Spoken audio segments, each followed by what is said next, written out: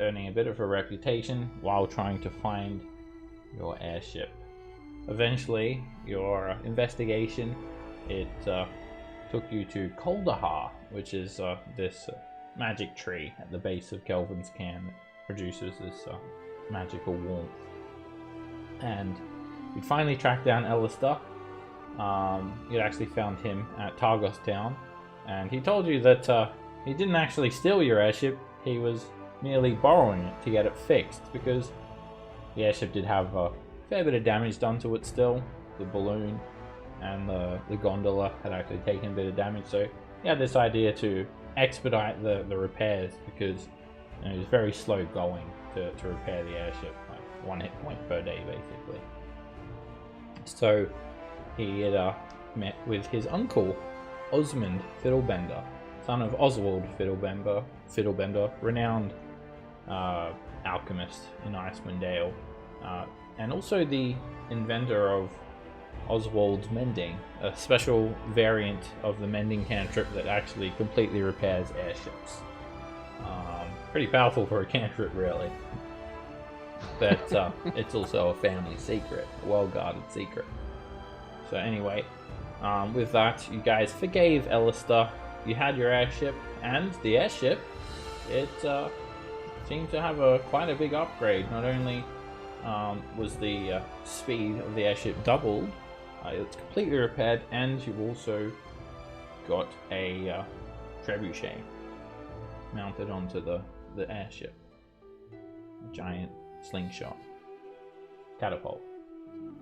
So with that, you've headed to Mirabar, you've collected your dragon cultists, your dwarves, and you've just taken up into the air, just leaving Mirabar now. And you're looking for King Hecadon, who should be somewhere in the northern trackless sea, sailing around the islands. So either Gondolin, the Purple Rocks, or Tuern. So, you guys are still in Mirabar, or, you know, if anyone wants to do anything in Mirabar, buy any supplies, now's the time. But if not, then we'll move forward and you guys can make your journey over there.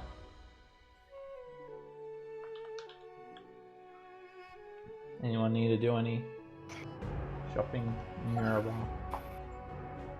I don't think so. Okay. Alright, so Probably here's remember. the composition of who's on the airship. So you've got your airship here. It's very similar to the one that you had previously. You've got all of you, plus you've got Alistair, the gnome, you've got TikTok, his suit of animated armor, Nizeroth and Trout, the dragon cultists, you've got your griffins, you've got Sirac of Suzail, and you've also got a bunch of shield dwarves. So I got a full ship. yeah, got quite a lot of crew. Alright, so yeah, sorry, it's a mangonel, not a trebuchet that you got, which is very, very similar. There's a mangonel macro there. You guys need it too. So as you can see, like the ship's health, the gondola is fully repaired, the balloon is fully repaired. So you guys are now free to take off into the air, finally. Freedom again. What do you do? At an altitude of 20 feet. Let's head west. Why 20 feet? Because if we fall, then that's not a lot of damage. But we clear horses and stuff on the road. Alright, before you guys, once you're floating above Mirabar, you can see this astounding view of the spine of the world. All of the forests and hills, the hill-locked region to the south. You can see Luskin off in the distance. It's kind of like a crescent-shaped town. It's very far away from here, so you're just seeing a bit of a broad view. It's fairly early in the morning, and you've got the dragon cultists controlling the ship. One of them's navigating, and one of them steering. You only need one person to steer the airship, powered by magic. And the dragon cultist, Trout, he turns to you all and says, "For where shall we plot our course?" Where did we want to go? Have we? Say let's head towards Gunderland, like somewhere in this area, and Yeah. then start like patrolling. Yeah. Do we want to? Alright, how big is Cawthon Vale? Do we need to like go below that road from Mirabar to Luskan, or is the road from Mirabar to Luskan safe? Do we have to go further south? It's safe. You feel like Safe. if you weren't obviously gifted an airship by a Cloth, it would be a foolish move to fly Yeah. over Cloth and Vale. But given the fact that Cloth obviously has a vested interest in helping you guys stop the Storm King's thunder, Yeah. I feel like Cloth would give you a free pass. You did fly over, like, kind of around Cloth and Vale, and it's actually not even frozen there. It's just like lush green meadows with plenty of pine grazing around. But yeah, as far as you guys are aware, it should be safe to fly from Mirabar to any of the 3 lots of islands in the northern tract of the sea. You know, Sure. of course, there's probably going to be, there might be some hazards, stray griffins, who knows what, dragons, Dragons? dungeons. No way. Oh no. Dungeons. Yeah. So Gunbarg, I suppose. What do we know about Gunbarg? Is it You can make a history check. is it Gunbarg. about stones? That's how you say hello. That's how you say hello in German.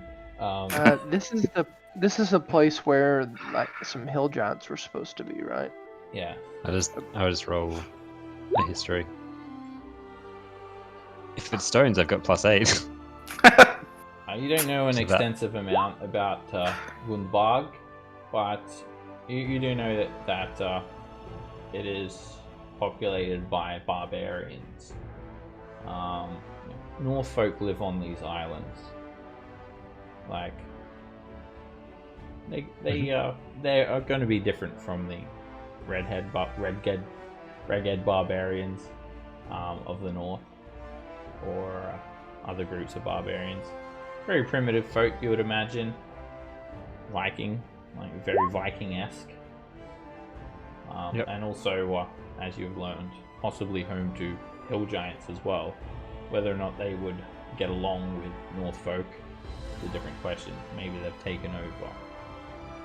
Okay, so we can rock up there, blast some hill giants, ask questions of the locals, and go on our way if they have nothing useful to tell us. Perhaps. Sound like a plan? Perhaps. They're gonna throw rocks at us, aren't they? Probably. Damn it. Find out the Hoodley's with you. What we need is a monk to just stick on the balloon to deflect missiles. Can we hire a monk somewhere? You could you could hire some followers for 2 gold pieces per day, and Oh man, you can afford plenty should of be them. So if we just coat the balloon with followers, do they get hit instead of the balloon? Yeah, Fireball doesn't discriminate, so Okay. But they might give half cover. aboard. Welcome aboard. Here's your red shirt. It's to match the balloon. To say, your job is to give half cover to the balloon. Yeah. So, do you guys just want to go to the closest island, Gunderland? I Seems think like so. the best option at this point. Trout, Yeah. he's taking a look at a map. He's got a sextant now, and he's measuring and says, "That'll be a 3-day journey, if the weather favors us." You guys take off, and there's actually not a whole lot of wind. You travel 200 miles And on your first day of travel, you head from Mirabar, pretty much in a straight line. As the crow flies, you see the spine of the world starting to disappear beyond the horizon. You can see this large scar in the Neverwinter wood where Mount Hoot now erupted and burnt into Neverwinter. You see Luskan, it's crescent-shaped pirate town, and then you start to see the ocean and fly well over the top of the ocean. A day goes by and it's been pretty easy and breezy. You're just the airship's constantly moving, and the cultists are taking it in turns resting, and they're one of them's resting, one of them's navigating, and then they swap with the dwarves as well, the navigator at least, and you stay on track. It's nothing's really happening, no encounters, and you travel for another day. Another day goes by. The weather is it's pretty calm out here. You just see this glistening blue ocean in every direction, and you see a few whales about in the ocean, some dolphins, some seagulls. As you see the seagulls, you know you're getting close to Gundalan because they don't go too far from land. And the next morning, it's quite windy, and you're actually going with the wind. So you're expected to fly over Gundalan probably at about midday. We actually arrive there about morning. So as you fly over Gundalan, the island, you see it's actually very rocky. And we'll actually go to another map. There's more of a zoomed in version. So it was rocks. Yeah. Should have got a 21 there. It was pretty rocky. It's pretty rocky. But what kind? Okay, so this is just a map of Exactly. Gundalan, and it's an island nation. You, as it comes into view, you guys are flying about 5,000 feet in altitude. You just see a string of barren mountains rising up out of the sea. There are mighty waves crashing against its rocky shores, and clinging to the mountain sides above the water are a series of stone keeps. And you see these Spartan-looking docks, fishing villages huddled around the keeps, and you notice these fishermen out by the bay, just looking up at you guys. They look so minute from this distance. They're like tiny little ants. And you haven't seen a ship sailing anywhere here. You do notice the people of Gundalan have a series of long ships. There are a couple of fishing vessels in the area, but they're not too far from the island, and they definitely don't look like they're big enough to hold a storm giant king. All right. Do you want to question these dudes? Actually, how much of the coast can we see? Like, how far around? Your vision's about 20 miles. I said 20 feet then. About 20 feet. No, it's actually, it's a really clear day. It's albeit a little bit windy, but really clear. So visibility is about 20 or so miles in every direction. Yep. Yep. All right. I reckon we should question some of the locals to find out anything we can.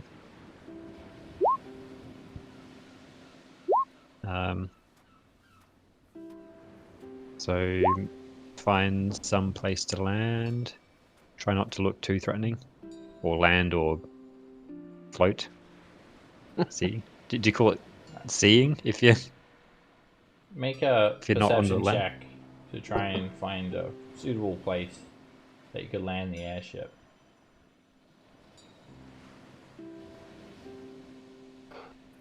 You take a keen look, and you see a bunch of very sheer mountainsides above the water, and then there are, it's almost like a moat surrounding these stone keeps, fishing villages, wooden palisades surrounding them. And one of them has a fairly open landing zone for your airship. Everything's very snowy here as well. The entire the entire island is basically covered with a padding of snow. So you guys stop near this crumbling fortress, and as you land, you're surrounded by dozens of barbarians. You just kind of land the airship down just on the outskirts of this village. You guys see from some nearby watchtowers there are barbarians pointing longbows at you guys. Despite it being quite frozen here, they're bare-chested, and you see their rippling muscles drawing back on these longbows, and a group of about 10 hefty-looking barbarians, male barbarians. Each one's 7 feet tall, and they wield great axes. And they trudge through the snow surrounding the airship, and this ruthless-looking Jarl, he has animal hides, wolf pelts slung over his shoulders. He has a cape that looks like it's made from white dragon hide. He has quite a lot of gemstones studding his girdle, a bit of a mean-looking demeanor, and a great axe with a blood-red blade. He steps forward, and he yells out in common, "Not welcome," to you guys. He kind of Hello, steps friend. forward from this group of 10 barbarians, obviously some sort of leader. "Go away." Do we have a way to convince them? We will go away, but we have a couple of questions to ask first. If that is all right. He looks around. As you guys look around as well to get a bit of a view of your environment, you see that there are all these salt-encrusted stone edifices peering up above the wooden palisade. There is high rock walls enclosing the harbour that you guys are in. And you actually see there are many more longships that are kind of obscured by the mountainside. In fact, you would go as far as to say is nearly 200 of these longships all docked around this single village. Impressive. Looks like they've all gathered here. Visitors. It looks, yeah, so the 200 ships are more than the village would hold, right? Oh yeah, it's obviously the main fleet. Ships, houses. You've landed near Gundbog, the only major settlement here, and all these Dwar North folk, they don't really seem too welcoming. The chieftain, or the Jarl, he does yell out again. "You want to stay? You looking to stay?" No, No. we are not. Then Again. go. First, answer a question. Have you seen a very large boat, big enough for a giant, to be in? He, this hulk of a man, crosses his arms, puffs his chest out, looks up at you guys from the airship.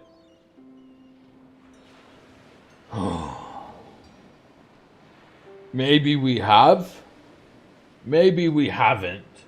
What will you give us? We have some dragon cultists downstairs. Yeah, we have some extra dwarves, don't we? Oi! Not you. I Don't we have the other dwarves? Grave Red Axe. I answer to King of Gunderland. You want to speak with me? You must give us trade goods.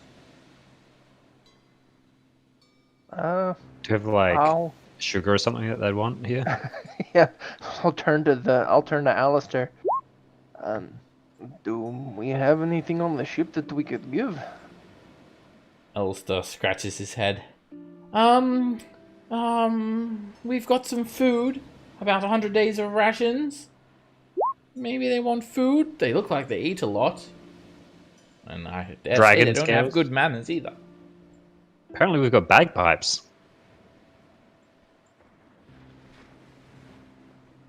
Fancy What artworks. will you give us? He says. You can look in the party loot too.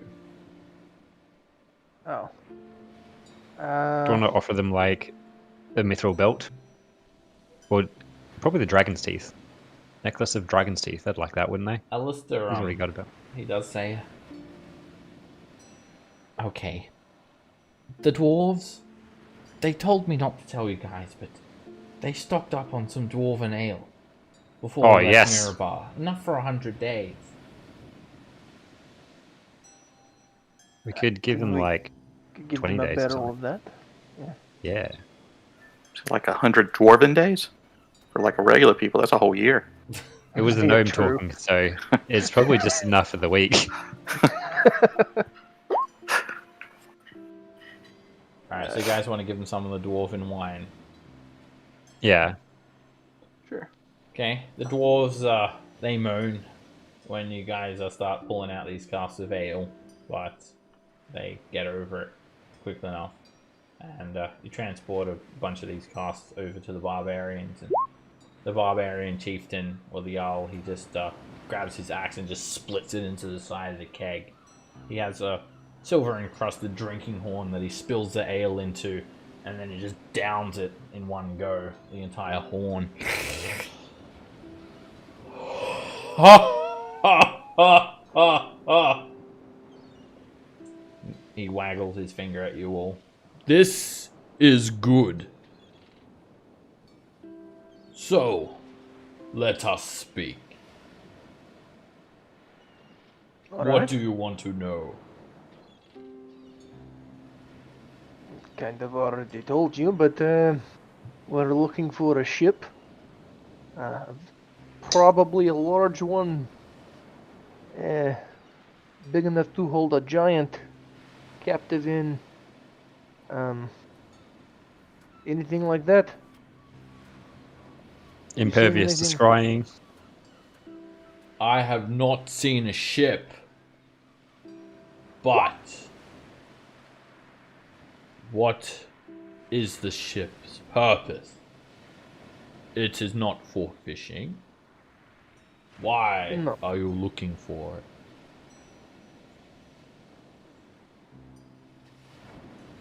They kidnapped a big dude. Who is they? Who are these people you search for? Followers know? of Terra's Dune.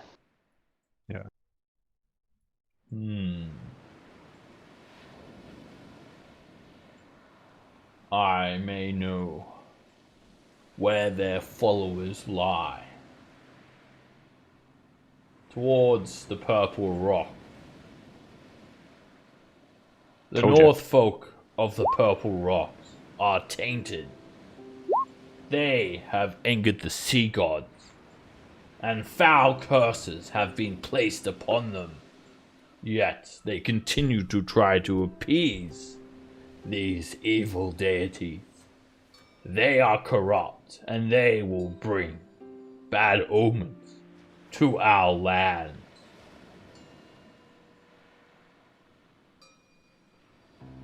Alright, well. That sounds like those are the people we're after. We Good. might go pay them We have common cause. Then we will take the ale, and you will go and punish them in the name of the gods. Which god is that? The bitch queen, of course. Umberly. Humbly. Ah, ah, ah. Who's an evil sea deity. Yeah. It's not a good thing.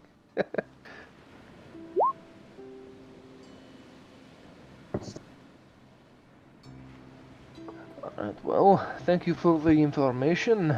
You guys taking off? Got what you want? Yeah, I think so. mean, yeah. Okay. Unless we wanted to kill him for his axe, but I don't think we're gonna do that. Does his axe look special? It has to be Yeah, pretty special, It has just a like murdering for blood red blade. It's Oh, great. yeah. It's just painted. we kill the whole village and it's just painted. It's like, oh, oops. Misread that one. Alright, Well, Ren's axe is usually red anyway, isn't it? the barbarians heave this sundered keg of ale over towards the rocks overlooking the harbor here, and they say, "For the bitch queen!" and they throw a keg of ale into the ocean and drag the rest back with them in a net into the village. Heresy. Especially Norin is prepared to drag Ran- Roderick away. Ren Ren rages too. and charges. Dive into the ocean, try and drink it up. Can I take a level of barbarian now? To rage as well. Okay, you guys take off and they head back into Gunderland.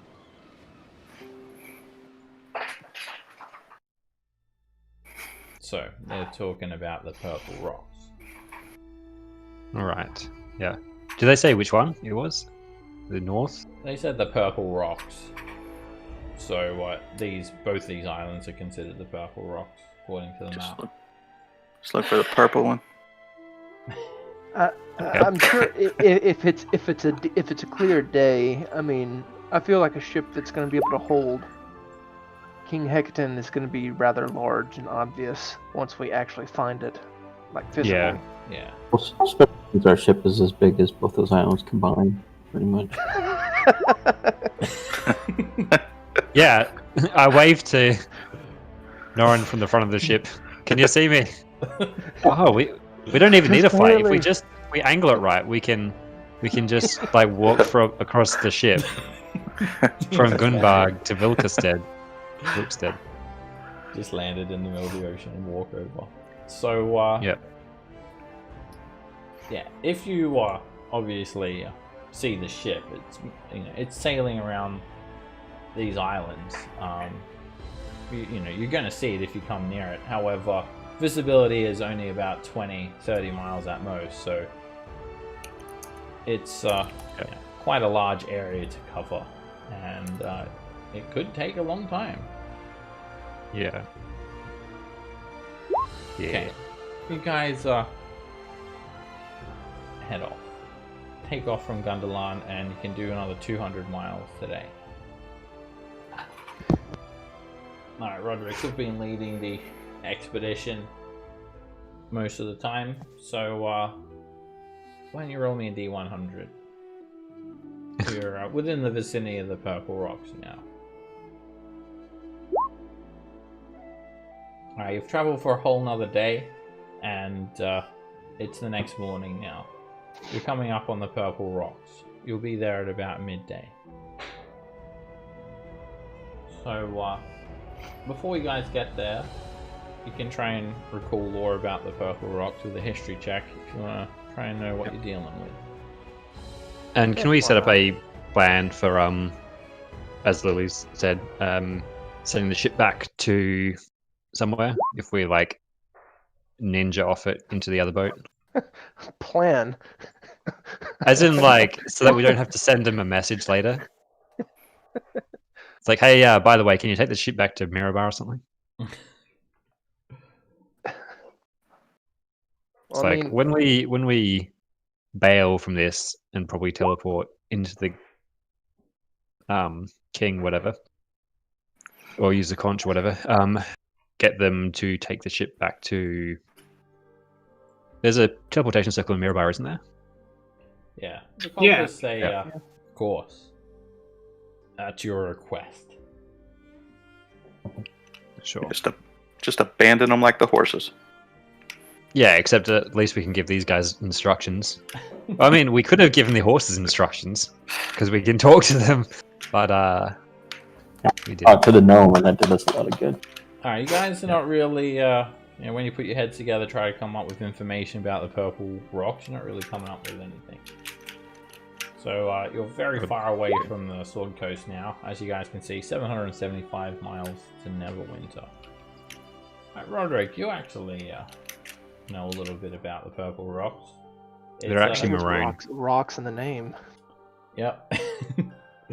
I was They're made trying of to rock. research rocks one time, and it's like, what? These are islands. That's bullshit. This isn't what I wanted to know about. Puts the book down. Yeah, they're a cluster of rocky islands far to the west in the Trackless Sea, and they're named for the dark purple hue that they take on under stormy skies.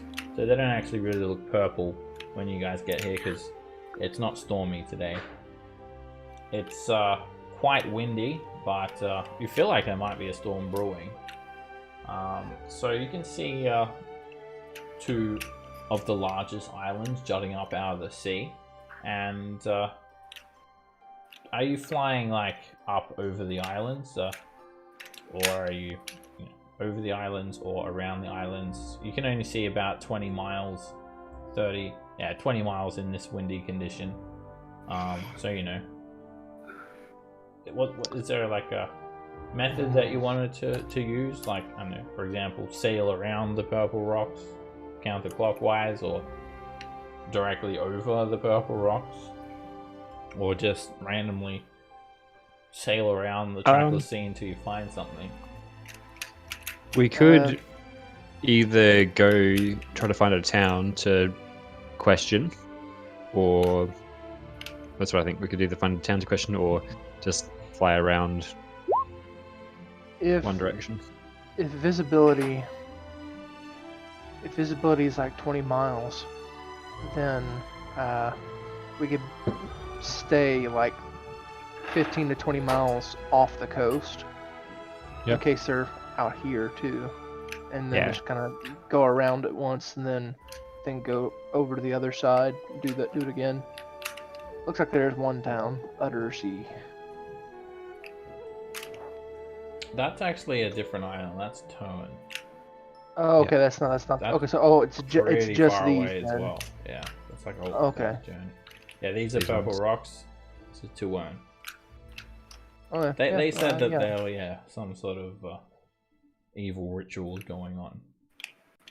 All right, so go around, counterclockwise around, Yeah. or clockwise around the purple rocks. We can look out to see if there's. All right, so something you we could. no intention of trying to interact with any possible people on the purple rock. Is that the plan? Finding out when the big ship was last sighted might be helpful. We Yeah, know what well, I direction mean, they went.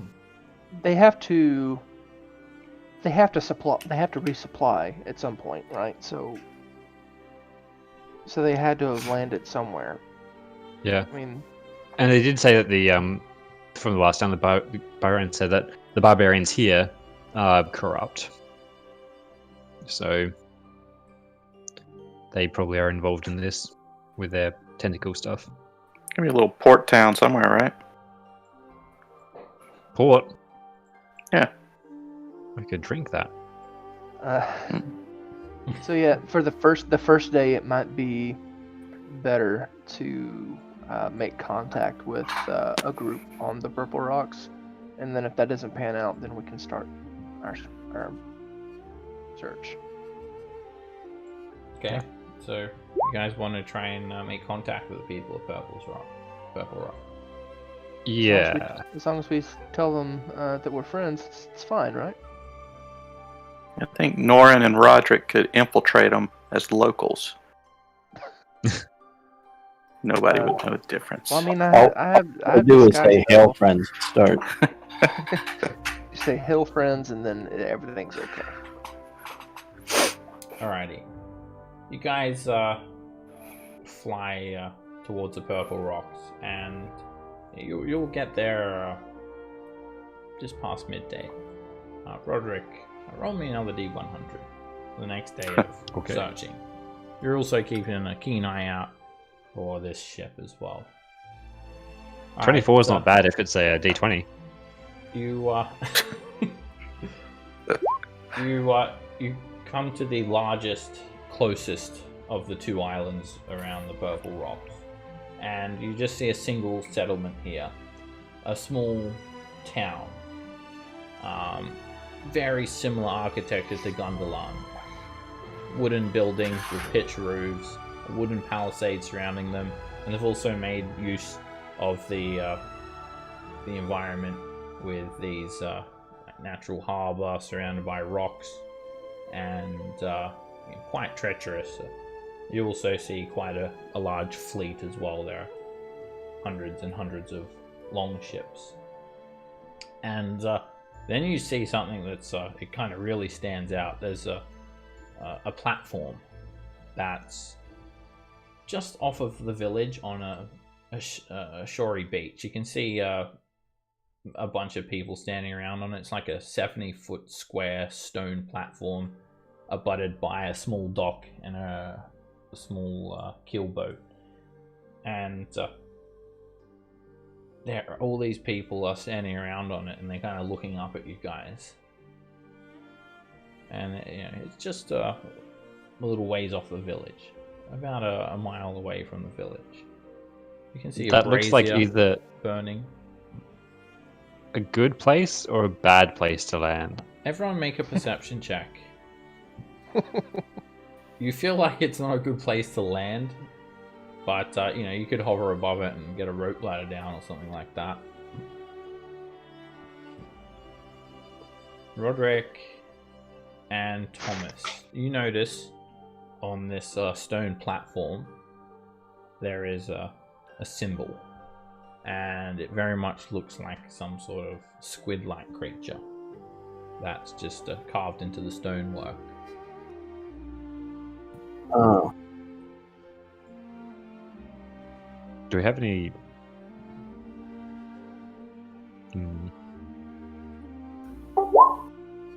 they're this is the cult that we think has the king, right? Do you want to lie to them? Tell them that we're Friends. Hail Hydra. yeah. Exactly. My Like clown that. costume to seem more friendly. It's like, hey, we just came from the stars. We were just talking with your buddies, the Abeles, and they wanted us to come here and see how you guys are going. If there's anything, we've got some supplies to take to the ship. Hey, Abroles. Oh, God. Alright, so do you guys want to go down and speak to him? I mean, What are you here for? yeah, I don't Yeah. Do you want to go down? You feel like you could probably... I mean, the waves are pretty fierce. You probably don't want to actually land the ship in the ocean because it might get smashed up against the rocks. You You can could just jump off and do a superhero landing. You could jump off. You could just like drop a rope ladder and do it that way. Yeah, Yeah. I like that way. SEAL Team 6 style. Yeah, because the problem with jumping off is if you take damage, you land prone, so it's not so. It's not so, Superman jump. cool. We're just kind of superhero fall. Yeah. Okay. You guys fly over near the docks, drop a rope ladder, and you already start to notice that these people gathering around you, they have tattoos of krakens all over their arms, and some of them even look a bit squiddy themselves. So you just kind of land down here. The airship's hovering above you guys, and it's very loud. It's just you guys. Everyone else is staying on the ship unless you request, and including Sirac, Alistair, whatnot. And Oh, can I just? I'm just gonna ride my griffin down. okay, I'm Oh yeah. That's a good idea. I'll grab your griffin too. I could disguise myself to be Squiddish as well. Turn my beard into tentacles. Davy Jones from whatever. Pirates of the- Pirates of the Caribbean. All right. Mm. So Should I do that? all of these, they definitely look like some sort of Kraken cultists or worshippers in some way. Also, they look like barbarians. They're very gruff. They wear animal hides. They carry great axes, and some of them look very Kraken-y. I mean, they literally have tentacles jutting out of their chins. They wear garbs of seaweed. They have barnacles stuck to their flesh, and they have octopus or squid tattoos from Squid Ink all over them. You also notice many longships docked nearby with Kraken-shaped figureheads. And the Sea King, Franus, he greets you. You notice there are many warriors standing by as well. They look pretty formidable. And the Sea King just had this, he actually had this like bundle in his hand, like a leather sack, and he just hands it to one of his warriors. And this guy, he walks over to greet you all. He wears a crown made from coral, and he smiles at you. He has black tattoos of krakens all over his face, and he has some gold teeth and others studded with gemstones. He looks like he hasn't showered in a week. And he says, "Greetings, adventurers." Hail Hello, Hydra. friend. There we go. Please, I was waiting on somebody to say it. you may step off of the docks. It is dangerous. If you have angered the sea gods, they may take you. Right. Right. As Let's. you step forward, you start to hear. It's pretty loud, you know, with the waves crashing on the rocks. But Roderick, Norin, you can actually hear like it sounds like a baby crying, coming from that bundle. Who has that bundle again? This guy. The warrior that The they Sea handed off King to. had it, and he handed it off to this guy. So yeah, there's a couple of braziers burning here with some strange incense, and there's all these like, you know, priests and priestess standing around, all these Kraken priests, and it all gonna looks very sacrifice a baby. bizarre. You would think so, and Yep. he says, "Greetings, adventurers. Now we may talk without our ears being assaulted by the sea. Would you like some food or drinks? Have you come to resupply?" We've just stocked up, I think. We were,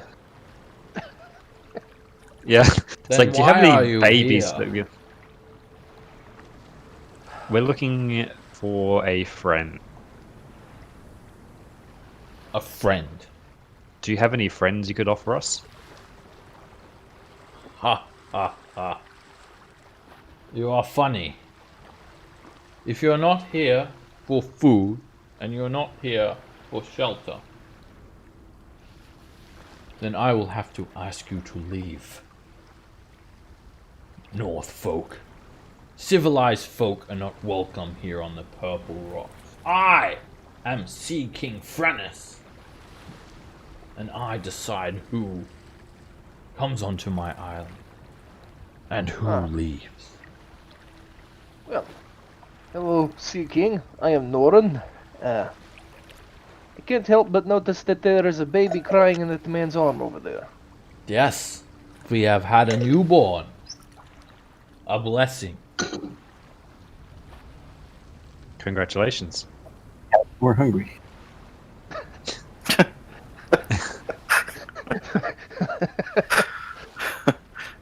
But that is not your concern. That is a mighty impressive vessel you have here. What sort of trickery causes a ship to sail by the air? I am not sure how it works. I just know that it does. You are angering the sea gods with your presence. Now, again, I will ask you to leave on behalf of King Franus of Uthral. Who?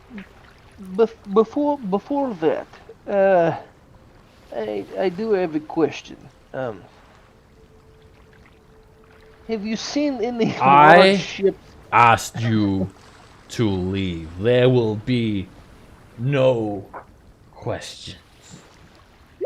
You can start to Why see the not? sun set now, and you actually do see that all of these rough mountainscapes start to take on a purple hue. And the Sea King looks at some of his warriors, and then he says, "You must leave now." Again, like something like they need you to leave quickly. Let's just go and watch from the boat. The So, become. you start to see these dark clouds form overhead as one of these priests whisper an incantation. So we gonna leave? You It best looks like hurry. they- There is a storm brewing. You should leave. Perfect. We're looking for the Storm King. He's going to step forward in an intimidating manner and says, "I will not ask again." Did you technically ask before? I think you just kind of commanded us. Yeah, Are you refusing to leave? I'm definitely considering it.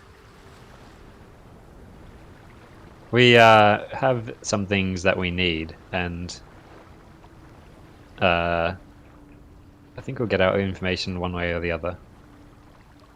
So, do you know of a large ship around here? If you tell us where it is, we will go on our way without causing you trouble. He draws his great sword, and then he just says, "I have told you to leave. Now I will not tell you. You will be a mighty sacrifice to the sea gods. Capture them. We must sacrifice them alive." And they attack. He goes first. What the hell?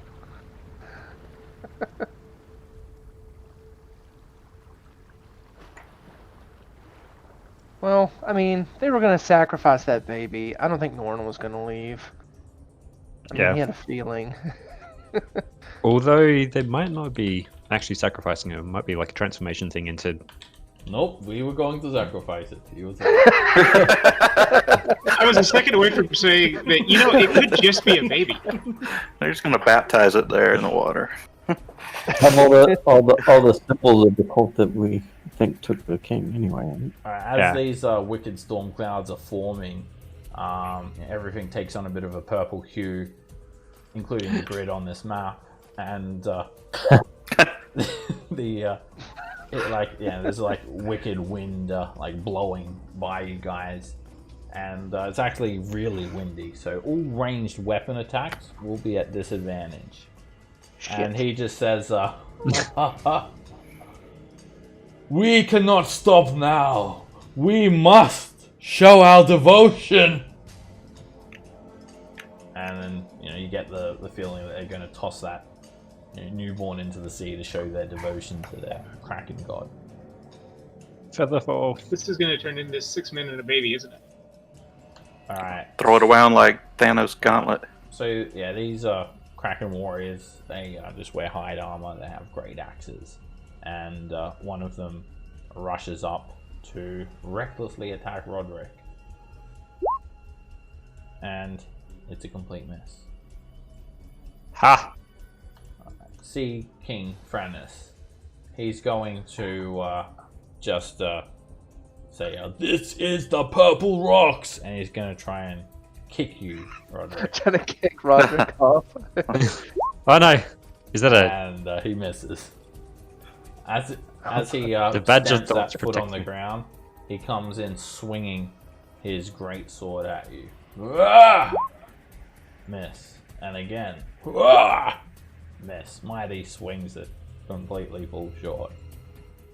Alright, this Kraken Priest, they continue whispering an incantation, and then that dark storm cloud overhead, it really starts to intensify. And he's Kill them going to first. cause a lightning bolt to just slam down in between Norin Griffin, the Roderick, Nara, and Lily. With a cool lightning. deck save? Is that? Yep. You will need to make a dexterity save and hits that area, and then everything within 5 feet. DC 0, you're good. DC is slightly higher than 0. Hold on. Let me roll for my Griffin too. My Griffin has evasion. Okay, Roderick, you take 8 lightning damage. Lily, you take 8 lightning damage. Nara, you take 8 lightning damage. Norin, you are hit for the full 16, and your Wait, what am I Griffin, concentrating? you rear it out of the way. My, I have a ring of lightning resistance. Alright, you reduce that down to 8. I'm not sure what I'm concentrating on. Enough. Something though. It doesn't sound like you're concentrating at all then. Alright, Lily. Okay, I will bonus action to start blade singing. Probably not a bad idea. And then, real quick, I'm not attuned to damper. If I swing with it normal, is it just a normal, like, Yeah, you don't it's get a any of the benefits? It's a normal Yeah. sword? regular rapier. Okay. Cool. I think I'll come over here and I'll try to attack this guy. So, like a regular rapier, like not +1? Yeah, a regular rapier. Hit. These guys are bad chested, and you drive the rapier into him, and instead of like bleeding red blood, it's actually like squidding that comes out of his flesh. Black, inky, slick blood spills out onto the ground. Ugh. I guess. Let me try again. And that hits. And you jam the rapier into him again, and he just looks at you very crazed, glare in his eyes.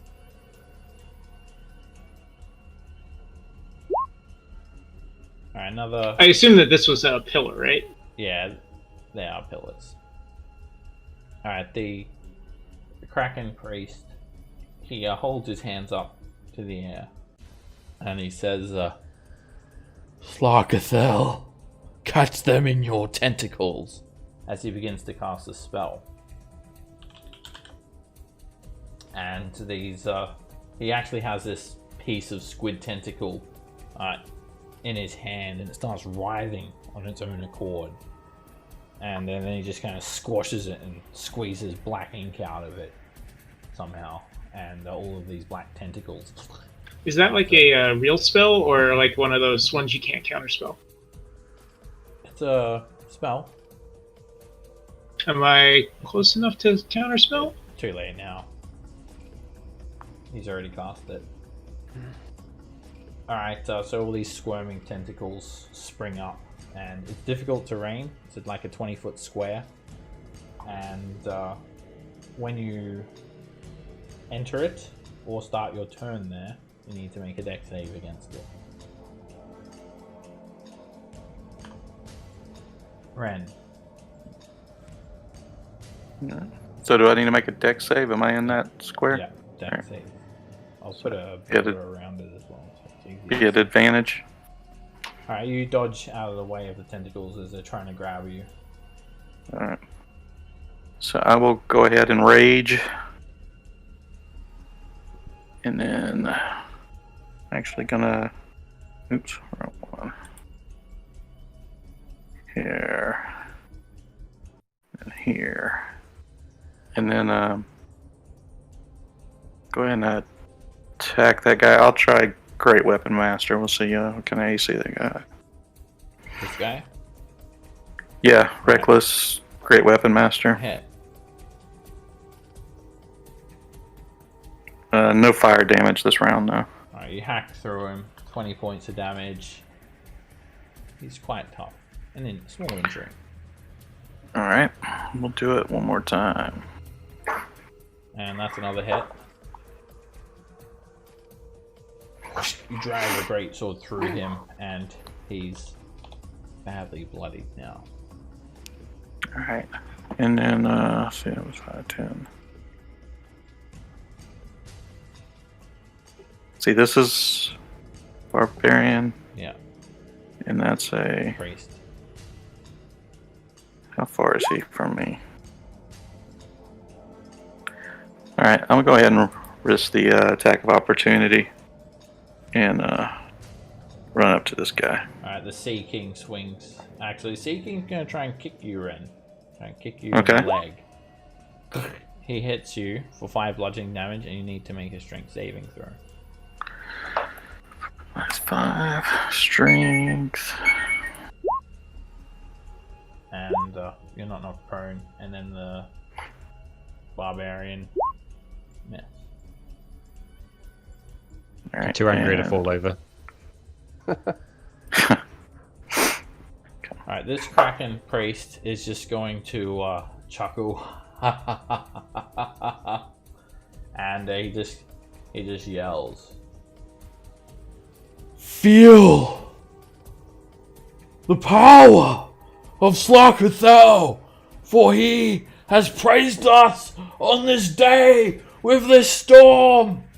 And just lets like out this thunderous booming voice that's like, supernaturally loud. Now, is this a spell? No, he's not casting a spell. And everyone make a charisma saving throw against being frightened. It's scary. He's yelling Wait, at everyone? Yeah, everyone. Everyone within 300 feet. Shit. I think he's got some pipes. You hear all the people Yeah. on the airship screaming. Ah! I'm assuming the griffin needs to make one as well. Yeah. Each creature within 300 feet. God damn it, Griffin.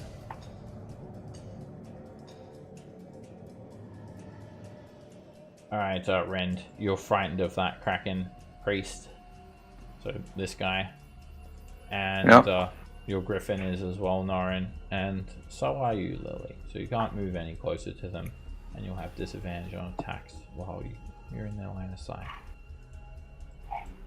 That's fine. How tall is that pillar? The pillars are about 12 feet tall. Okay. Thomas. Save. Yeah, make a deck save for the tentacles first. I'll use Tides of Chaos for advantage. And you're not caught in the tentacles. Just that. But it's still difficult terrain, right? Yeah, it is difficult terrain.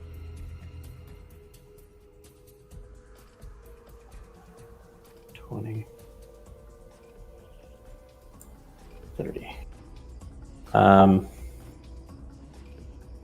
You know what, I'm gonna cast a sunbeam down my southwest diagonal. Hit those two guys. Alright, the sunbeam. 60 feet. Wait, where? So, My southwest. It's not. okay. Is that arrow shot? Alright, yeah, these two barbarians. Alright, they're gonna make con saves. And a big golden line of energy just streaks through them. The closest warrior is like hit in the face and it just melts his face away. He screams in agony. The other Kraken warrior, he's blinded by the light. And he looks a little bit injured too. And yeah, that's it.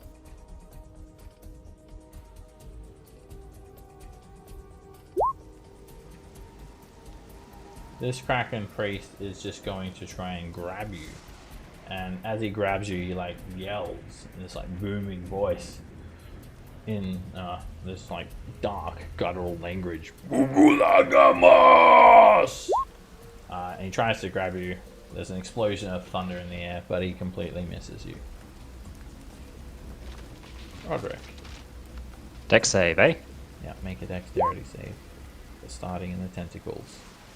And you're good. You slip out of them. Alright, let's see what the range on Bless is. 30 feet. Okay. So I'm going to cast Bless at 3rd level on myself, the Griffin, Norin, Nara, and Ren. Thank you. Thank you, friend. And then I will action surge and cast another spell. I'm going to command these 3 to grovel.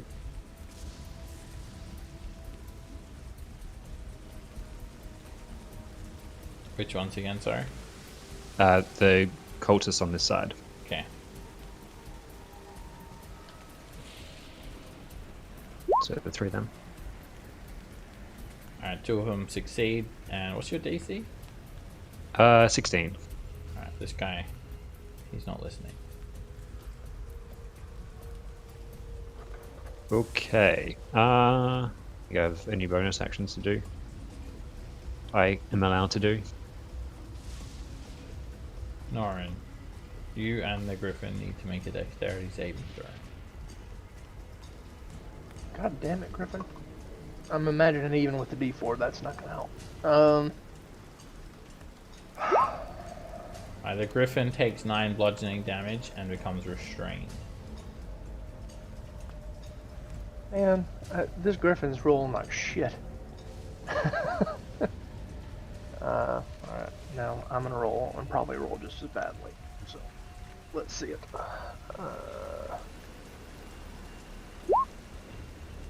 You avoid tentacles reaching out to try and grab you. Alright, well... I mean, I'll move on the Griffin. I'm not gonna get off the Griffin, though. Much as I would like to. As soon as I do, it's gonna get targeted and killed. So here's what we'll do. Don't know how bad. I don't know what their AC is like. So I'm gonna throw a silvered dart, sharpshooter style, at this one. Okay. That's the one that's concentrating on the tentacles, right? Yeah. The markers keep on going down. But yeah, that one's got the tentacles. This one's got the full lightning. And yeah, the wind is just causing your weapon to fly off target. Miss. Yeah, Well, I forgot about the frickin' wind. Damn it. Okay. See, I used 5 feet of movement there.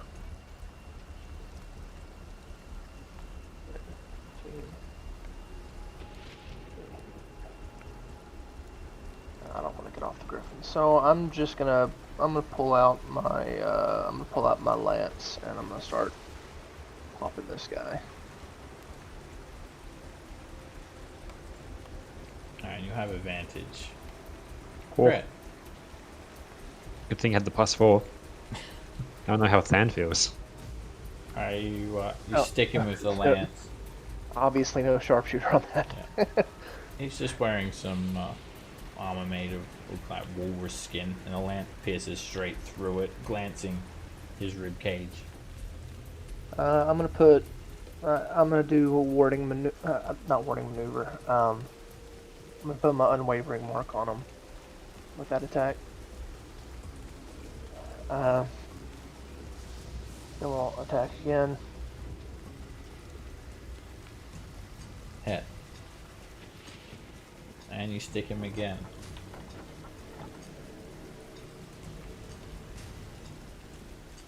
All right. He's looking a bit injured. I will move to here, so I'm within 5 feet of him.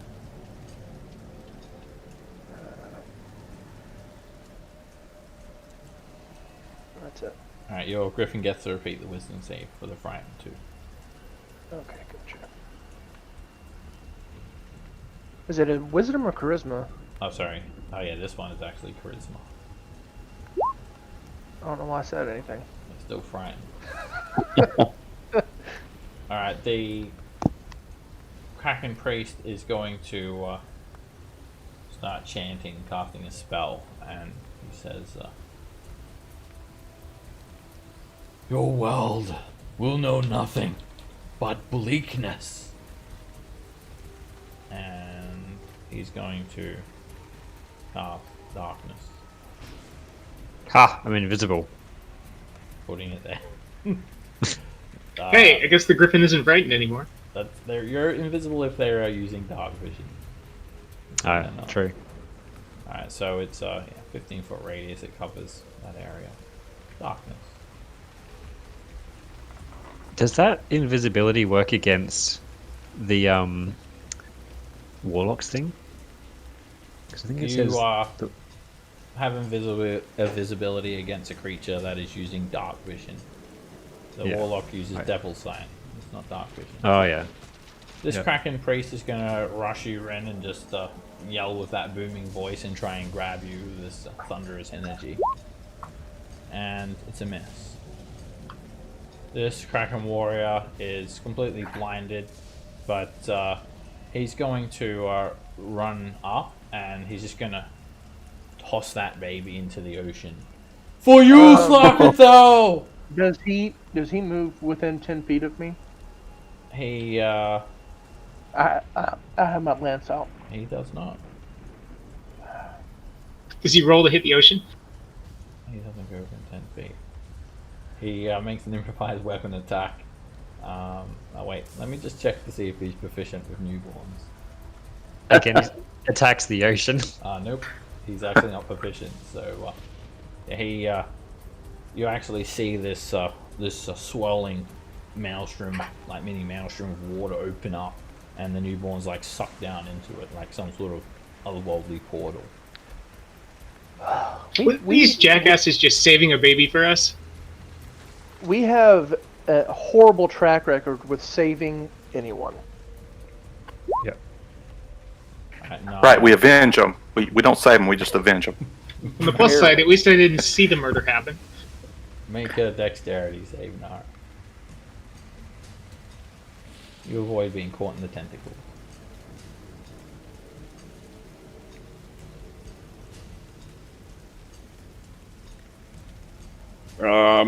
I'll bonus action fighting spirit.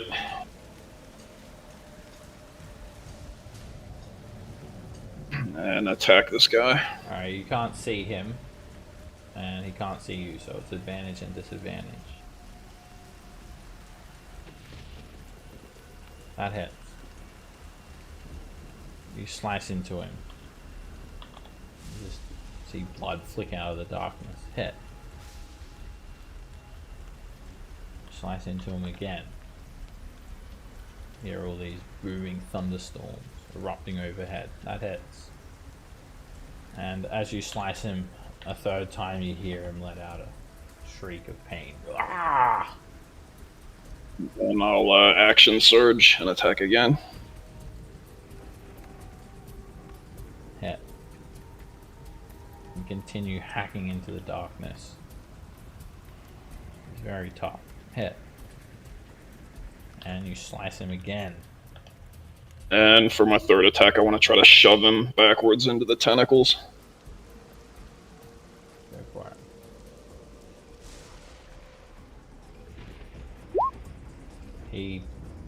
his heels into the stone platform and does not budge an inch.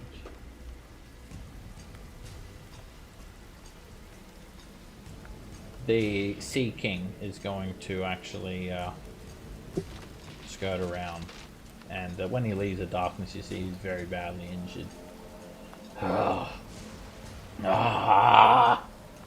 And he's gonna come around you, Nara, and then just basically try and shoulder barge you recklessly and push you into the tentacle, or attempt to. Tit for tat. Miss. He'll try again. It's not a shove attack. It's an Yeah, I got you. My bad. miss. And then he gives up trying to kick you and just uses his third attack to greatsword slice you. And he crits, hitting you for 20 slashing damage. He just says, killing us will only bless us. Okay, then we'll bless We you. bring blessings. This Kraken Priest is going to, let me just see if Cool Lightning requires sight. I'm not sure about this one.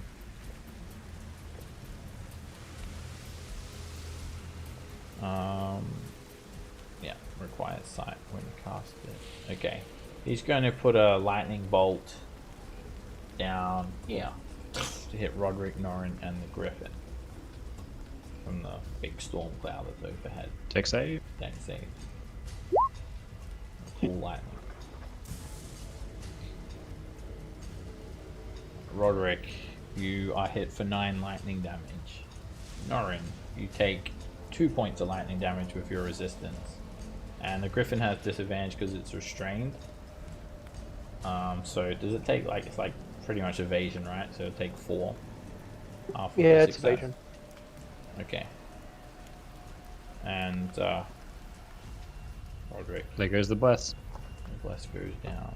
Well, apparently, you didn't have the D4 on the concentration saving throw, but it wouldn't be enough. Yeah, DC is 10. Actually, no, I don't have my plus. It could be enough actually because I've got my cloak of protection on. Okay, roll for it. You need to get a 4. Yes. And there you go. Bless remains active.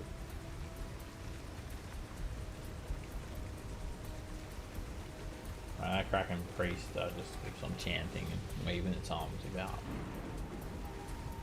Lily. Alright, since there's not enough weird crap going on, do you think you can give me a template for Sleep Storm? Sure. When it rains, it pours. What's the size of that one? Good question. That is a 40-foot radius. Okay. Pretty much Large. this entire map. I think it's bigger than that too. Let me measure this. Oh, that's it.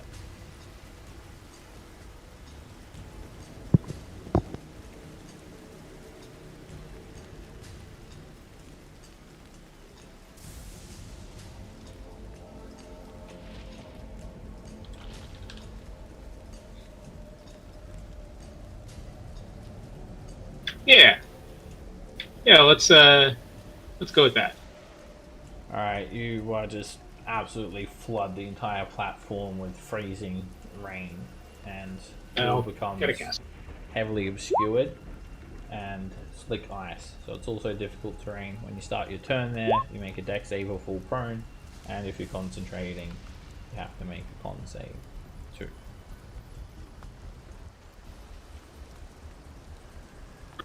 Seb, I didn't notice. I don't know if you did either, but I think the darkness might be dispelled, right? Because I give off light in a 30-foot, bright light in a 30-foot radius from a level 6 spell of sunlight. Does it say it dispels? Thought when light, spell of light of a higher level. Over, Yeah. Is it a writer on overlaps darkness? Darkness dispels light. Does it work the other way around? I didn't think it did. Okay. If I bet. any of the spells overlaps with an area of light created by a spell of second level lower, the spell that created the light is dispelled. Yeah, it doesn't work the other way Multiple around. Otherwise, it would say it in the spell's description. Unless it's, yeah, like the daylight one, I think, the special text. Yeah, it would say it if it did dispel darkness. Thanks. Otherwise, you'd have no point of reference when you cast a spell to know that it's gonna get the spell. Alright, the Kraken's going to Oh, make a do I con need to save. make a check at the end of my Dex turn? save. Yep, charisma saving throw. Alright, the Kraken loses concentration on the tentacle. They go down. Alright, Lily, you're not frightened anymore. The Kraken also slips over. And he's going to stand back up. And he's going to...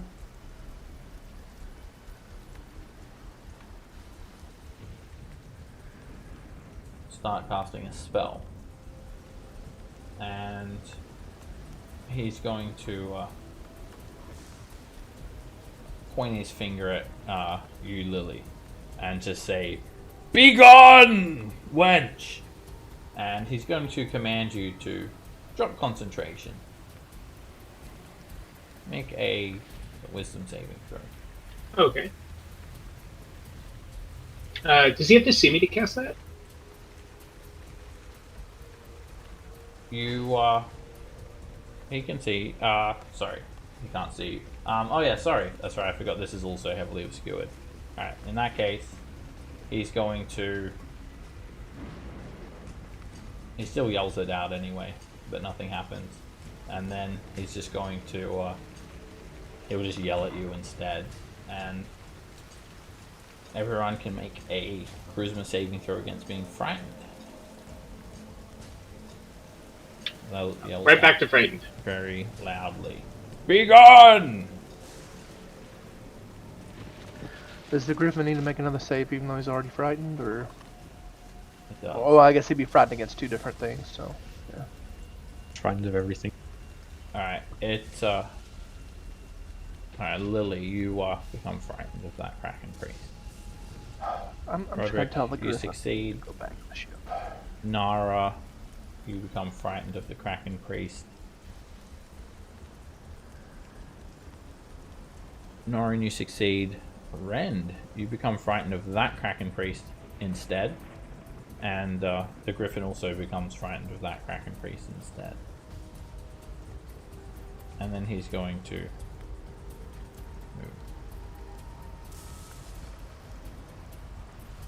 Rend.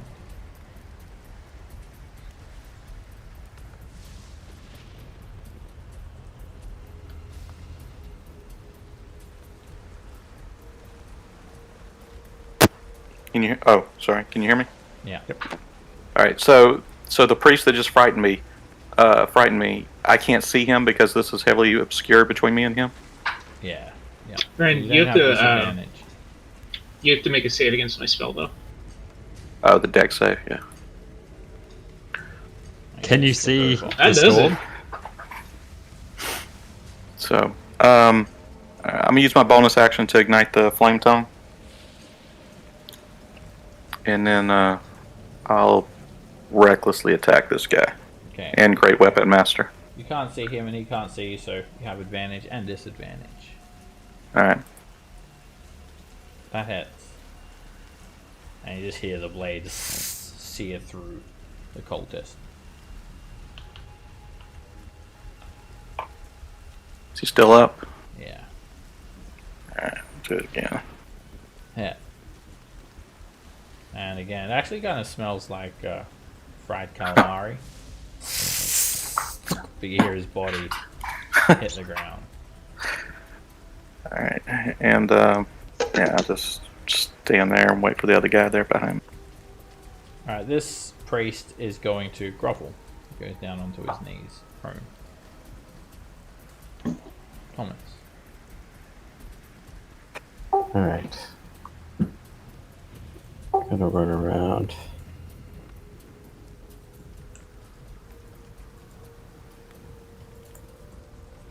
Here and shoot a beam straight west.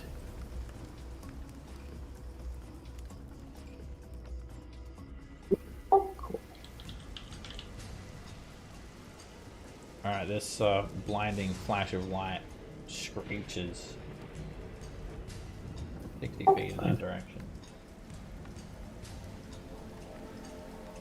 Let me find it. Oh, we switched to description, that's why.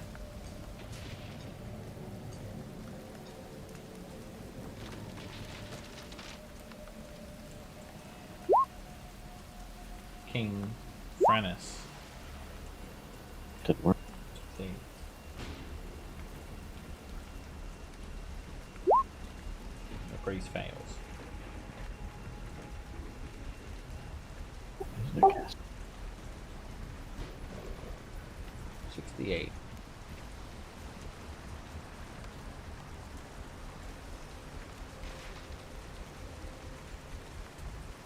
Maybe just roll 68 and then you can sort it out. Alright, so King Franus, he can't really see what happens. Just goes into that storm, so I won't bother describing it. Yeah, and I'll quicken a lightning bolt and shoot it down the same path.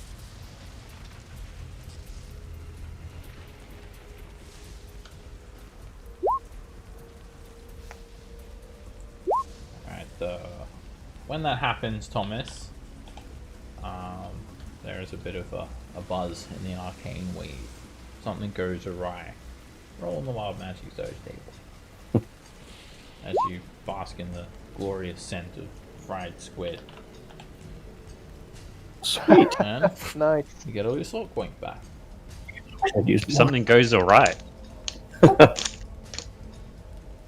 And that's all of my movement action bonus. Roderick, make a dexterity save and a constitution save at the start of your turn for the sleet storm.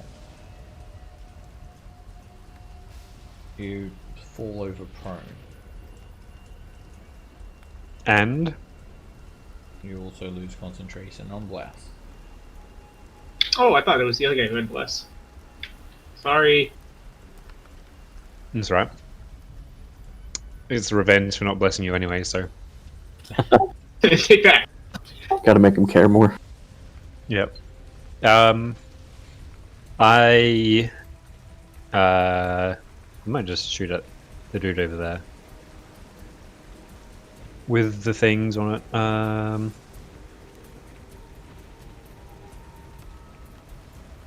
And yeah, you're just like basically going off the sound of that baby. Wah! So you fire in that direction. And you hope that you hit him and not the baby. Yep. And another one.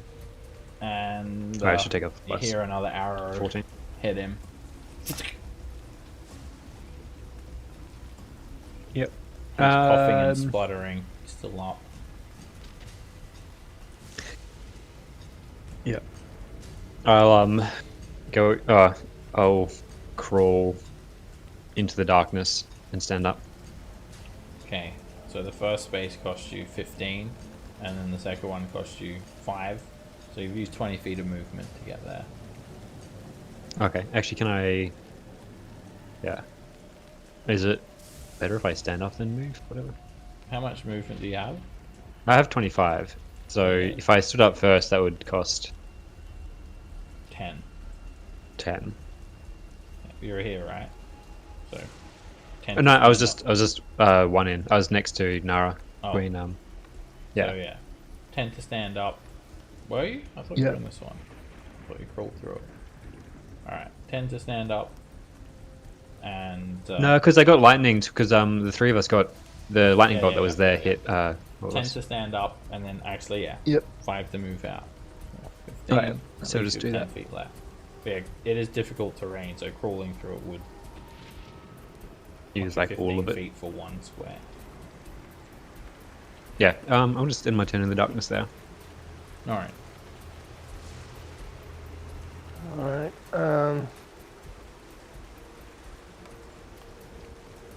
I'm out of the darkness right there, right? Or am I Yeah. still in it?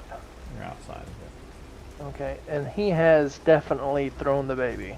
Actually, well, this is a 15-foot radius. No, you're actually in it there, sorry, no. But your griffin's not The griffin restrained moves. anymore, so... Yeah, the griffin will move 5 feet. The baby has been thrown, correct? Yeah. Okay.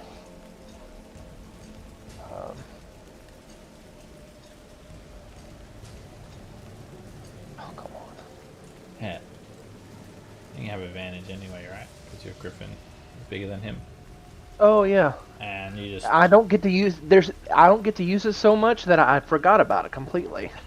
you impale him straight through the neck, and he crumples to the ground dead. Good. The griffin's gonna keep moving. It is frightened, so it can't go any closer to this guy. Oh, to that one. Does it matter being able to see him? You can't go any closer to the source of fear if you're frightened. Doesn't matter if you Oh, can okay. see or not. So the griffin's 45 feet away, so it can't get any closer than 45 feet.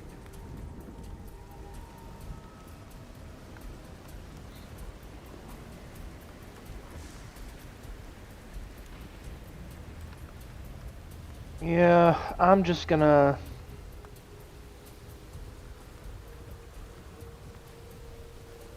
I don't know. The griffin will move laterally to here, and then I'll hop off the griffin. Alright, roll initiative for your mount.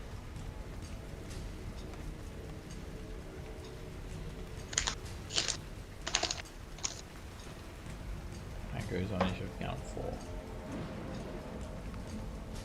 Okay. I'll tell it to go back to the ship. Okay. No point in it being here. I'm gonna get out my sword.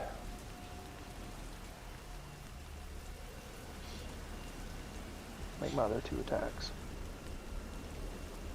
Hit. You slice into the cultist. Your blade is covered with frozen blood. Hit. You slice again, and the priest slumps to the ground dead. You hear him hit the floor.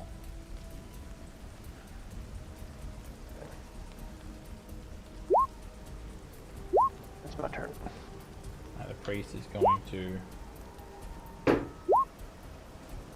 lose the darkness and slip over prone. He's going to stand back up, and the cultist is going to take a dash action.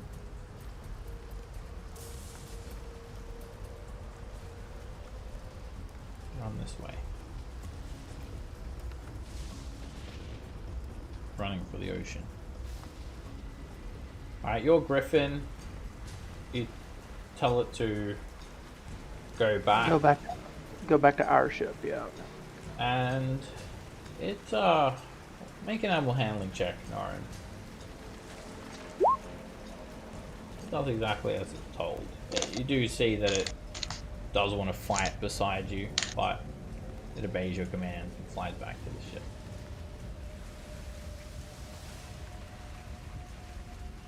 Ship's about 300 feet in the air.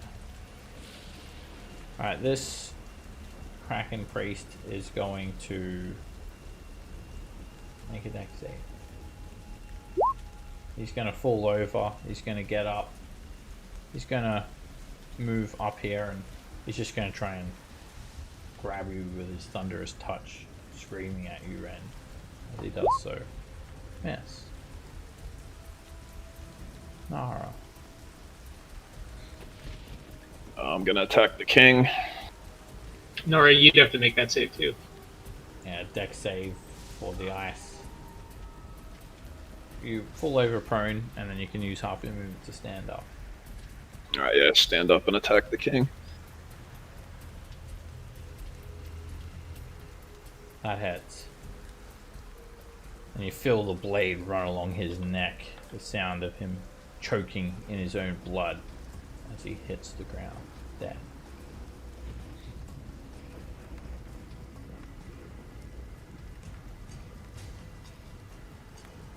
The one that feared me is the one in the bottom left, right? Yes, this guy. And yes, Rend, you do get a charisma save at the end of your turn for that fear. That's difficult terrain as well, so unless you're... How much movement do you have? 30? I stood up was 10, then 20, 30, right? Standing up costs half your movement speed. So 15 to stand up, 10 to move there, so that's 25. And I'm gonna make a charisma save now for the fear, right? Yeah. You're still frightened.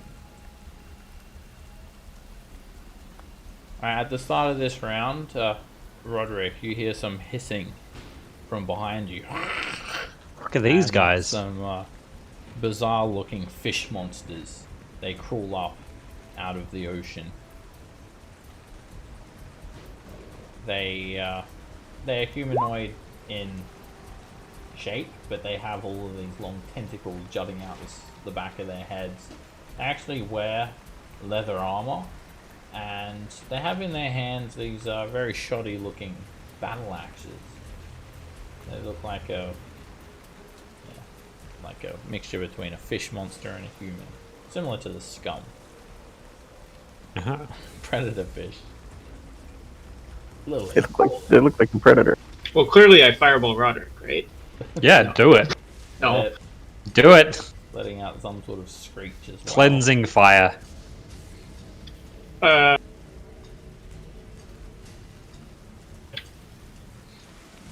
I can take it. I can absorb it as well. Fire gives me strength. Alright, for fun, let's do it. Also, probably sorry to Nora as well. Ah, she can't see it. Could be anyone doing that. Nara doesn't have to know that it's you casting the spell, Lily. I yell out, "It's not me!" It's probably Thomas. Thomas, stop have a casting fireball fireballs template? on people. Sure.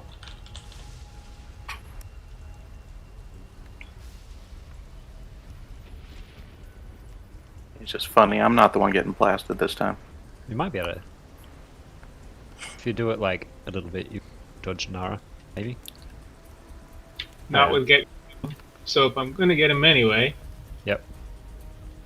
Oh, that guy's just a little far away. Okay. I can't get that guy with the rest, so we'll fireball it You will here. need to move, Lily, because Okay. you've got a pillar in between you and the center. I'll move here.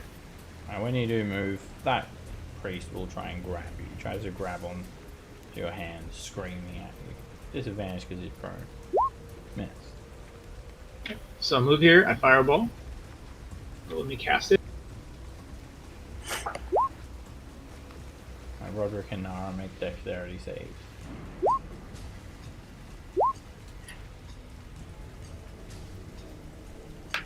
Alright, drop a fireball and they screech. Their screech actually like enters your mind psychically, and you leave them slightly injured.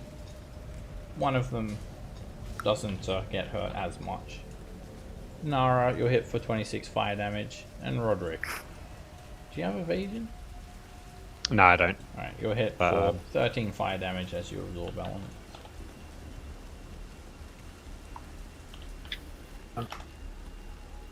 And I'm gonna move back to. I guess right here next to Thomas. You can't. You're going closer to. Oh, actually, let me measure that. So kind of You can't go any perpendicular. closer. You can go. You can go this way. You can go onto that square. Okay, I'll go into that square. And actually, no, you can. You can go there. You were Go 55 here? feet away, so yeah, you're actually going further away when you go down there. Oh, how funny. Alright, I will move right here. And that's it. Alright, the priest is going to make a dex save. Oh, I need to charisma save if I'm frightened still. The Kraken priest I am. is going to.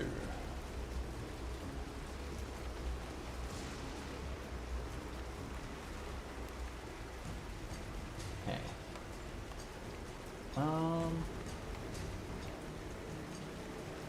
I think he might do a big spell.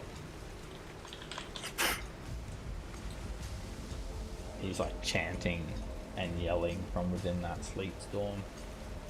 And he's going to just say,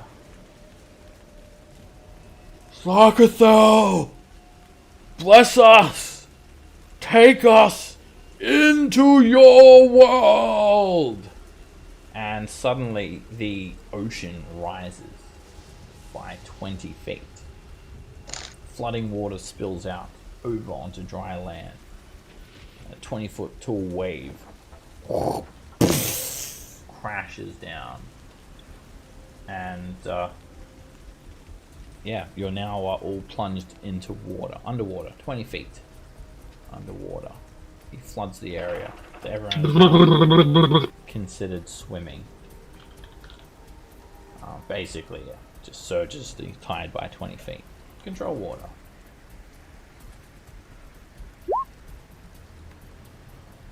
Ooh, that's a neat spell.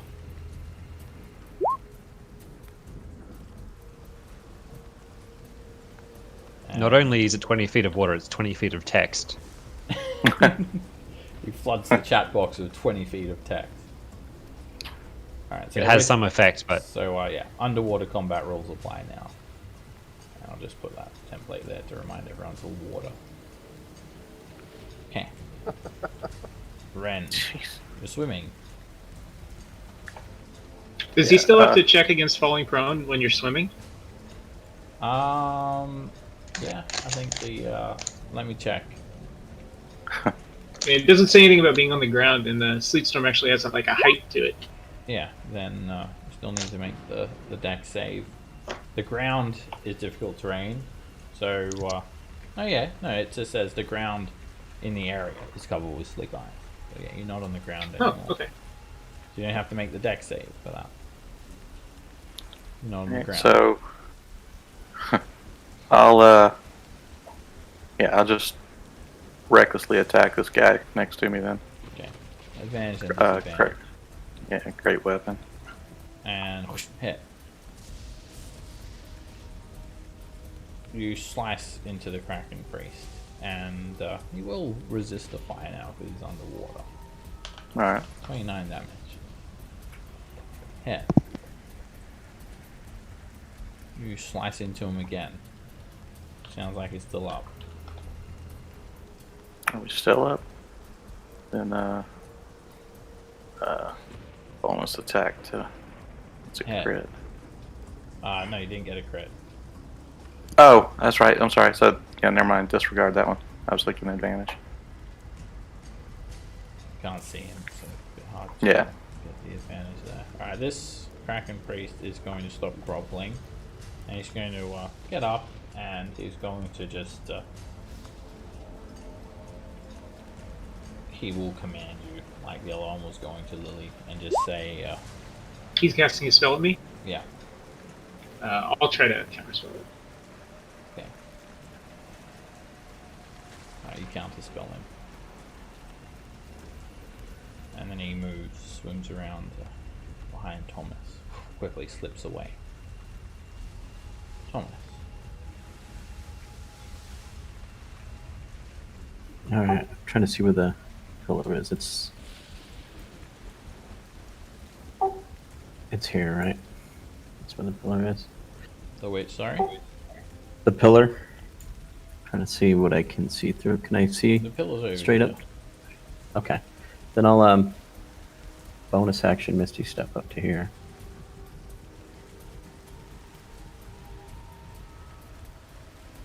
Lily did water breathing on everyone as well, right? So Yeah. Yeah. you don't Daily have to worry thing. about verbal components. Thank goodness. Ground. And then I'll shoot a beam west.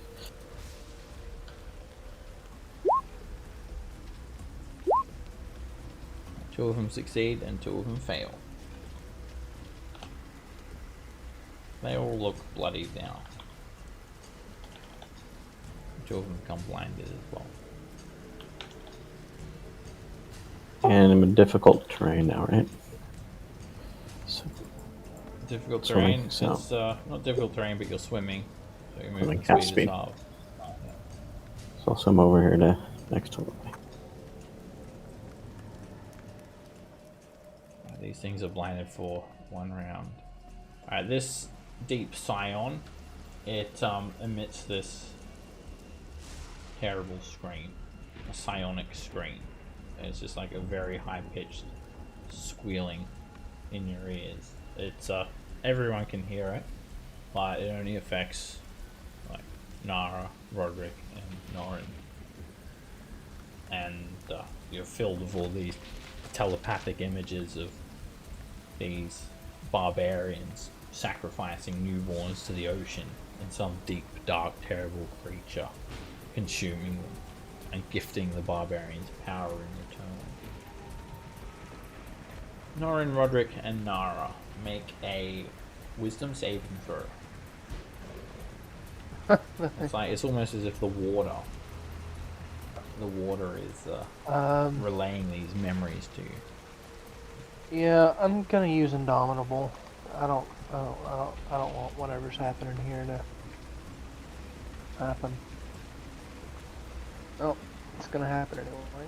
Yay. You become stunned. Fuck. Yep. And then the Scion swims over to you and opens up its predator-like maw. Kind of like a mind flayer. Roderick. Okay. So that guy's blind, isn't he? Yeah, blinded. I might use that to my advantage. And go into here.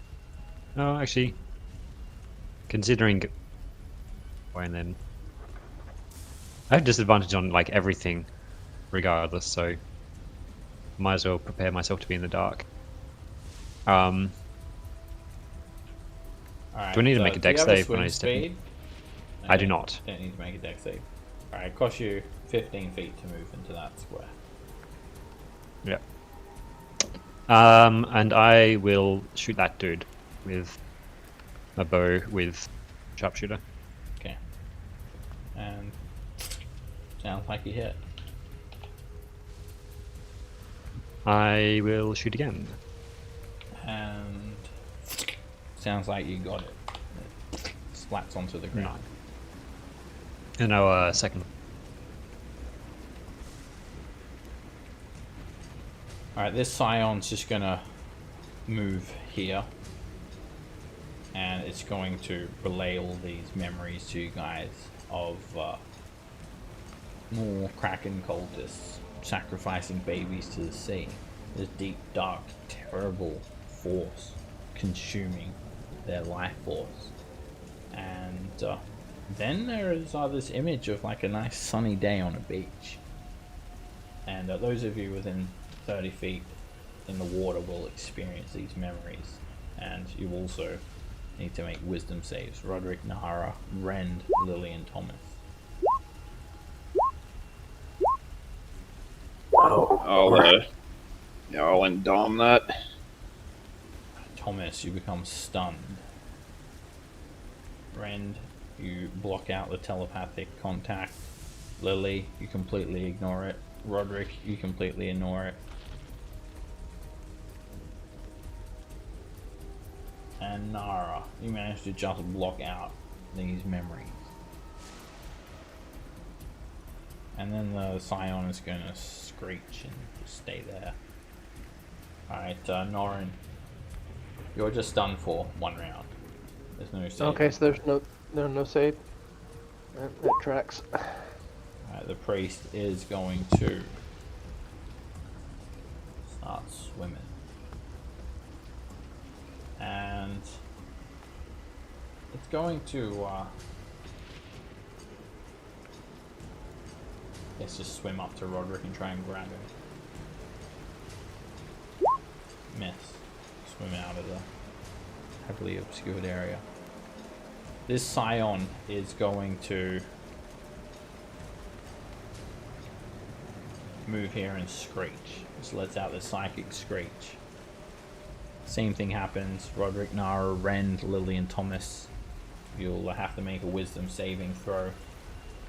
And now you're seeing more of these memories of a beautiful 18-foot tall female storm giant.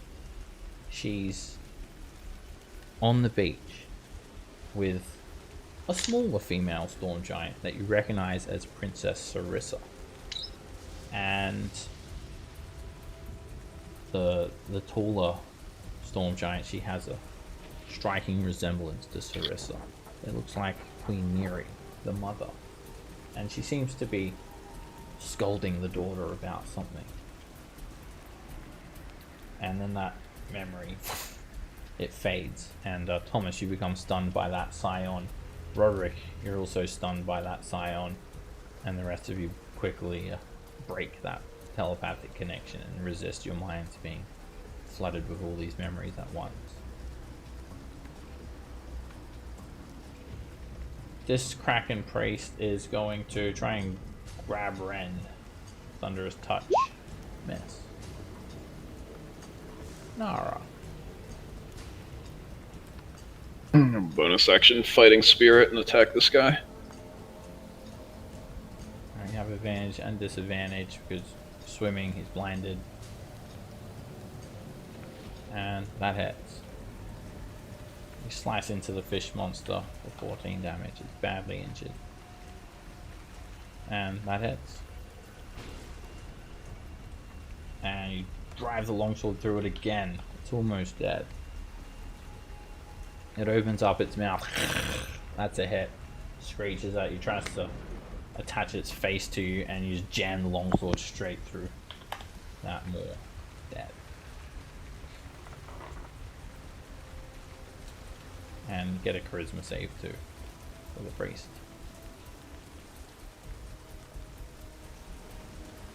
Still frightened. Lily. Let's see. Can I see what the fireball template looks like again? 20-foot radius.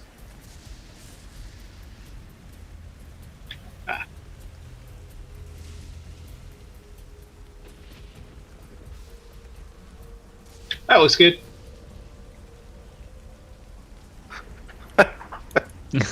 Thomas, what are you doing? Casting all these fireballs on us. Okay. I just assume it's a All surge. creatures will have resistance. Ren, make a dex save. Oh yeah. Oh, that's right, because we're underwater. Yeah. The scion fails. Takes 14 fire damage. Ren, you failed. Take 14 fire damage. Or actually, yeah, 14. And 14 the even water. at half with rage. yeah, resistance. You just have resistance, so that's why you take 14. That doesn't stack. You can't get two Yeah, because the resistances. barbarian's thing is resistance as well, isn't it? Yeah, it's resistant. So you take half as much, and so is the Kraken Priest. Everything failed. And you guys hear and everyone just blaming Thomas for wild magic surge. Even though he's completely stunned. Let's see, I'm still frightened. I don't think I can move closer. I think I just end my turn. I get a charisma Well, I save. make the save again, right? Yeah. Still frightened. Okay. All of that water, it just goes away. You all land back on the ground, and you don't fall prone or anything because no one's really like swimming up that much, so everyone just hits the ground. The Kraken Priest then dashes. Ren, make a dex save. Back on the slippery ground. Alright. Dex. Set advantage. You 19 beats it. you don't have advantage because you can't see. It has to be against something you can see. So he's full over prone. Alright, well, I'll stand back up. You stand up for 20 feet of movement. Yeah. Recklessly attack that guy. Great weapon. And that hurts. Oh. And whoosh, that's another dead Kraken Priest. Alright. And then, let's see. I will slide my feet away so I can move out of the... Oh, look, there's somebody. Then I attack him. Alright, you will have advantage now too. That hits. and you sear through the Kraken priest. They're badly injured. And then get a bonus since I killed the other guy. And 13 hits. Oh, 13 hits. Wow. Okay. Nice. You just drive the greatsword straight through this foul cultist's chest. Their body burns. Black ink spills out on the ground.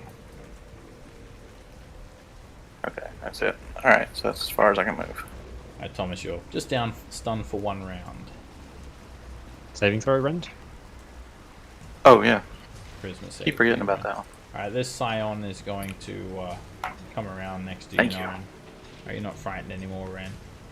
And yeah, so these Scions actually, they kind of look like they were people that have been transformed. They actually wear leather armor. They have these It's the babies. shoddy looking battle axes. In fact, you would swear that they were literally some of these tribal members, because they're dressed the same, they wield the same sort of weapons. And this thing is going to try and attack you with a battle axe, Norin. It hits for 9 slashing damage, and it will just try that again. And 23 hits for 10 slashing damage. As it does that barrage of attacks, it keeps on screeching and ends its turn, and you're no longer stunned at the end of its turn. Alright, Roderick, you're stunned for 1 round. Do I slip over? You do. You automatically fall prone. Is it automatic? Is it? For stun, yeah, you automatically fail dexterity saving throws. Ah, cool. Yeah, And that's right. you just be stunned for 1 round. Yeah, it's like restrained. That's disadvantage. Yeah, that's restraint. Alright, Norin, you're up. Alrighty. Just swing at this thing with my sword. Hit. You slash through the fish monster, badly injured. Hit. Whoosh, you rip the longsword through it again. It's almost dead. Hit. And you do a forward lunge, impaling the Scion straight through the torso. Its flappy mouth opens and closes. You can smell the scent of like rotten fish on its breath, and it's still writhing on the end of your blade. Oh, come on. Yeah, I'm gonna action surge. I want to kill this thing.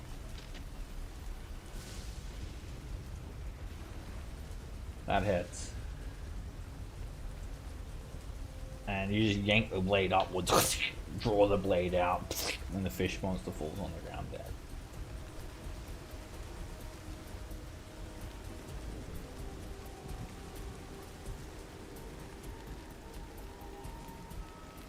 I'm gonna start swinging at this guy. Did those fish people actually attack anybody yet, or just try to stun? Maybe they were just talking to us. No. That one buried its axe in Norin, so... Oh, okay, yeah. Don't listen But maybe to that's them. just how they talk, guys. Maybe they're friendly. Hail, Don't see that. adventurer! That he is definitely ahead against these things. Alright, you start working on this other priest who's trying to scamper off of the platform. Swing one more time. Hit. You slash through it again. Black, inky blood coats your blade. I'm going to bonus action second wind.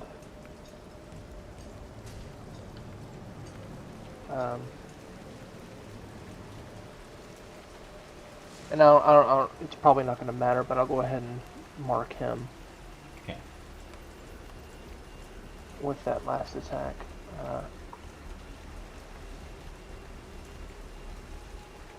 That's it. The Kraken priest raises his hands and starts chanting an incantation. Gesticulations of a spell start to take form. And he says... Can I see him from where I stand, Seb? Yep, we've got line of sight. Are you counter spelling? Yeah, let's counterspell. Sorry, that's at 4th because I didn't have a 3rd level spell. Alright, you do a 4th level counter spell, and that's an instant counter spell. He just kicks this barrel next to him and says, "Go, that for nothing."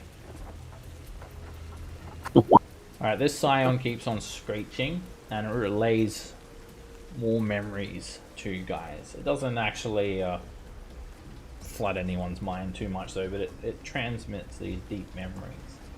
And you see the Storm Queen scolding her daughter, and the daughter seemed to be convening with some small folk. The small folk seem to then invite the Storm Queen to some sort of banquet where she joins them, and they seem to be trying to reason with the Storm Queen that the small folk are not all bad. However, during the banquet, she chokes, and the last memory you see is that all of these Kraken cultists surround the Queen, and they begin tying her up as they have this massive guillotine that they bring over, and as the guillotine comes down on the Storm Queen's head, that vision fades. And then Found out what happened to the queen. who knows? The scion then rushes you, Thomas, and starts trying to hack into you, limb from limb. Crit. Hits you for 10 slashing damage. And slashes you again for another 14 slashing damage. As it wades through you with that barrage of attacks, it ends its turn, and Thomas and Roderick, both of you are no longer stunned.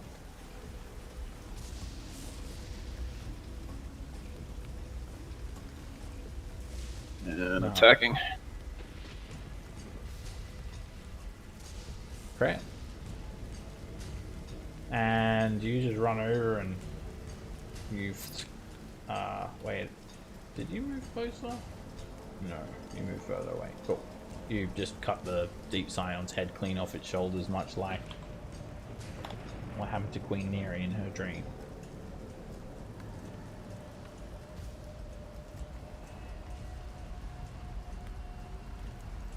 And I'll bonus action second wind.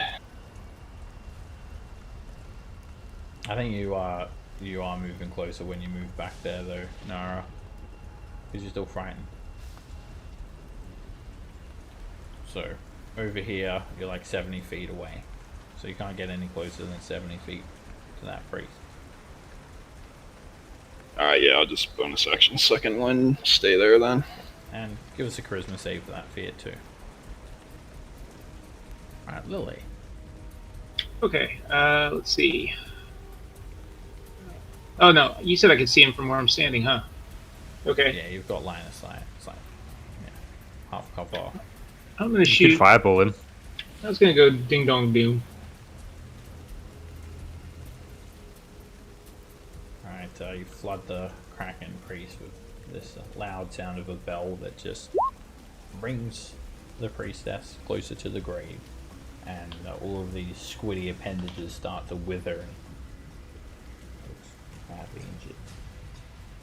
Alright, and then let's see if I am still stunned. Or frightened, I mean. You're not. You shake the fear effect. Alright, the priest is going to try and get out of the ice. And trips over, stands up, moves out, and is just going to just point at you, Norin, and say, "You should be honored to witness our ritual. Slarkathel is the king of the ocean and king of your new world," and commands you to grovel. Make a wisdom saving throw, Norin. And you'll grovel on your turn. Oh, shit. Ha ha. As he quickly runs by you. Oh, as he moves 5 feet within my reach, I'm gonna slash him with a sword, because fuck that guy. Hit. Jeez. Might have to grovel, but I'm gonna hit him at least once. You jam the longsword into the Kraken priest's leg. Stop him in his tracks. Ren. Alright, so we have 10, 30, 35. I think that's 40 right there. Oops. And then I will go ahead and just dash then to get up next to that guy. Comment.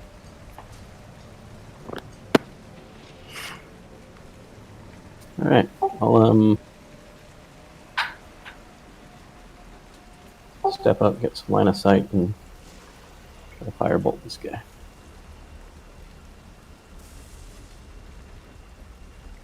Direct hit. 17 fire damage. Makes the priest bloody. And I'll quicken another one. Hit. Double it up. Another firebolt slashes into it. And that smell of sweet cooked squid fills the air. Roderick.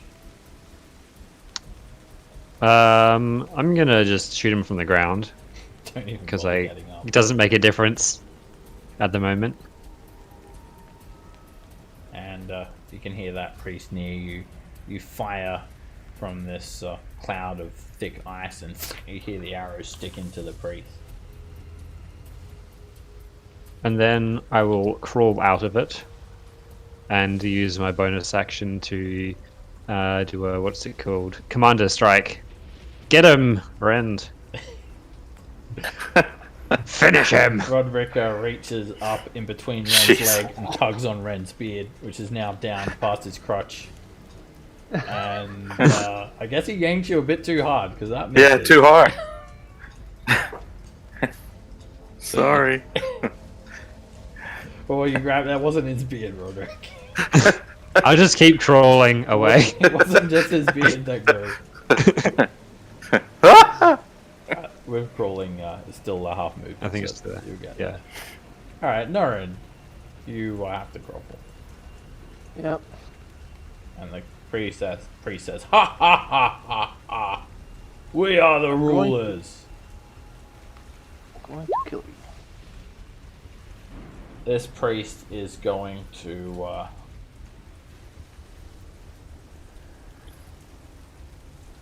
cast a spell. And he says, King of the ocean, take these sacrifices! Know that we will not die in vain. They are gifts from us to you. And he causes black tentacles to spring forth over Rend and Roderick. Nara. I actually have that spell. Nice. Never had a good opportunity to use it though. We should try hanging out on 70-foot Kraken platforms in the middle of the ocean more often then. Well, if I'd known that this morning when I was preparing, I would have come dressed for the occasion. Do you take an action, Nara? Just dodge. No ranged attack? Nah. Lily. Oh, does this thing obstruct sight? No, it's not affecting vision in any way. Okay, I'm gonna try to ding dong doom him again then. And the priest does not have his prayers answered. It crumples to the ground. And I'm gonna drop concentration on this sleet storm. Okay, Sleep Storm goes down. Nice. Wait, I'm still feared, aren't I? Oh yeah, you were. I think I accidentally took it off. No, Yeah, I was thought that- you rolled it. Thought you rolled a 19. That was Yeah. Nara. Yeah, I think every. I think I was still feared. Alright, You can make another charisma save. You're not feared anymore. Actually, no, you did roll a Christmas save. You rolled an 18 just before, unless you got feared again. Oh, did I? Lily flexes Yeah. over the priest. It just says, you don't scare me. Alright, this Kraken priest is going to just point to Nora and say, "Ah, ha, ha, ha, look! He bows to me, for I am mighty. Let me As he fill your moves. mind with the voice of Ow!" That hit. Shut up. Stab him in the leg again. As I was saying, let me fill your mind with greatness. See if you can handle it. And he tries to grab you. And there's just like this loud, booming, thunderous voice that floods your mind, Norin. And Cthulhu level thunder energy hits you for 31 thunder damage. What's the point of having high AC? Says, "Whoa!" Seriously. And then he's No. going to end his turn next. He can't move anymore. Ren. Alright, so we got, let's see, so 15.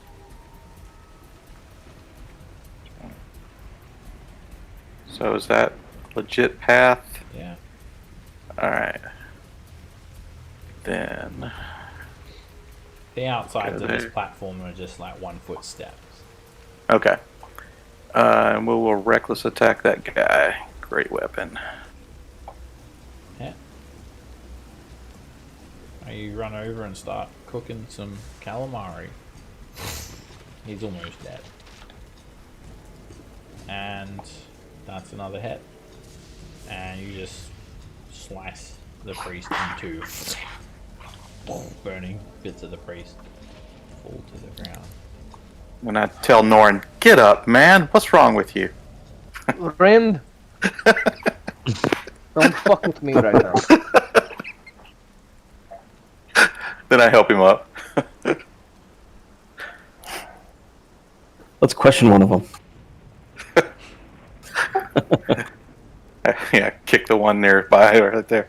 Hey, where's the Storm King? If only we had Than here to, save him. He continues to burn.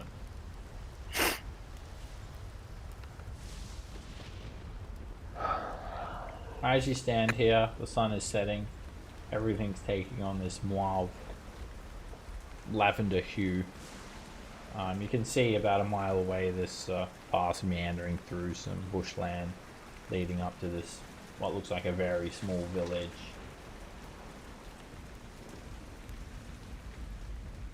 And Let's go around here before it gets dark. no Storm King here.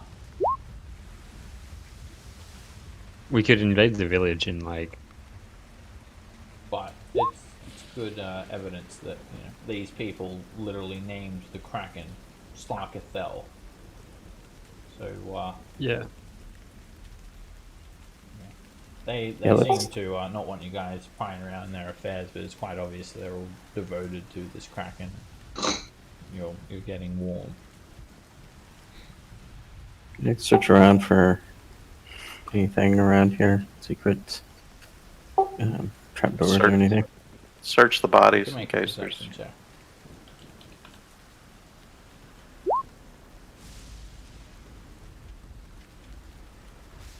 You don't see any trapdoors or any secret compartments or anything like that, but you do notice that amongst these barrels there are these herbs and incenses that they're burning in the braziers. And Roderick, you're a little bit of a cleric, aren't you? Yep. A little bit of a cleric. Alright, you actually A nature cleric. you feel like these are like religious components, and Ah. they're actually very rare and very expensive. Herbs, oils, and incense worth 1,000 GP. Ah, nice. Oh, nice. And make a religion check, Roderick.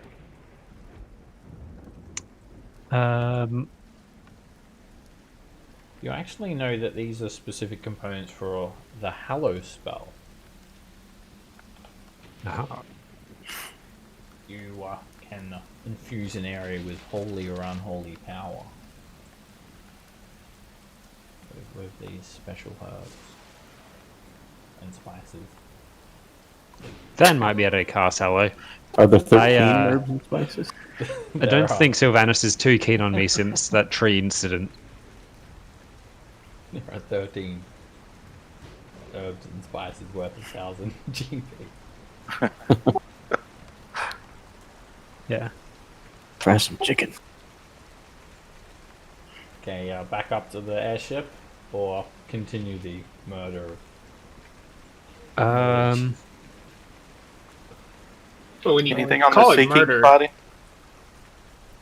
They killed their their weapons and king. armor are not of much use. They don't have anything, any magic items or anything you guys are probably going to find very valuable.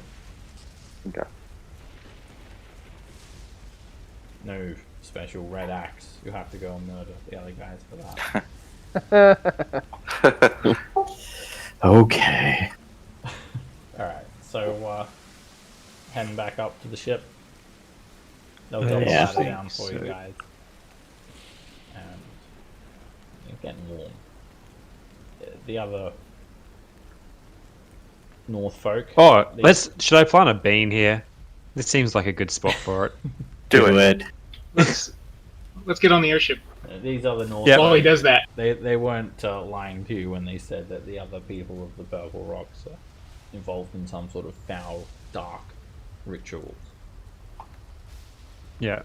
This seems like a good spot for a bean. So it needs... What is it? It Roll high. Roll high. dirt or sand, and then water it. Produces an effect a minute later. So I'm heading back up to the ship. could I like get some sand and put it in the center of this thing and then do it? Sure. Okay, so then I'll just roll the thing. Pyramid pops up. Yeah, I'm We'll gonna find a beach observe or this something. from up on. I'm gonna run away after planting it. Is this your first one 20. on the planet? Yes. Okay. You No, it's the 'cause- second. The other one did the same thing. Yep. You Damn have the it. statue of you. Yep. this Roderick statue. So there's one over like near the fire giant layer on that village or something. Yeah. So, Just cursing at people. oi! Well, Ha. Well. Yeah, you left one in the Torn village, right? Oi! I mean, it doesn't really matter if these guys don't like me, because screw them. Should I do another one? You think you know fucking stone? I'll fucking show you! He's a criminal! He's a cultist! The dwarven statue starts. How many Yeah, more we do you don't have? have I'm gonna shave I've your got- beard off. I've got 4 more. You with the antlers! Arrest that man! Yeah. I'll do another one. Norn's here trying and to say figure it. out. Norn's trying to figure out how antlers make him a law enforcement. The only stones you got are in your head.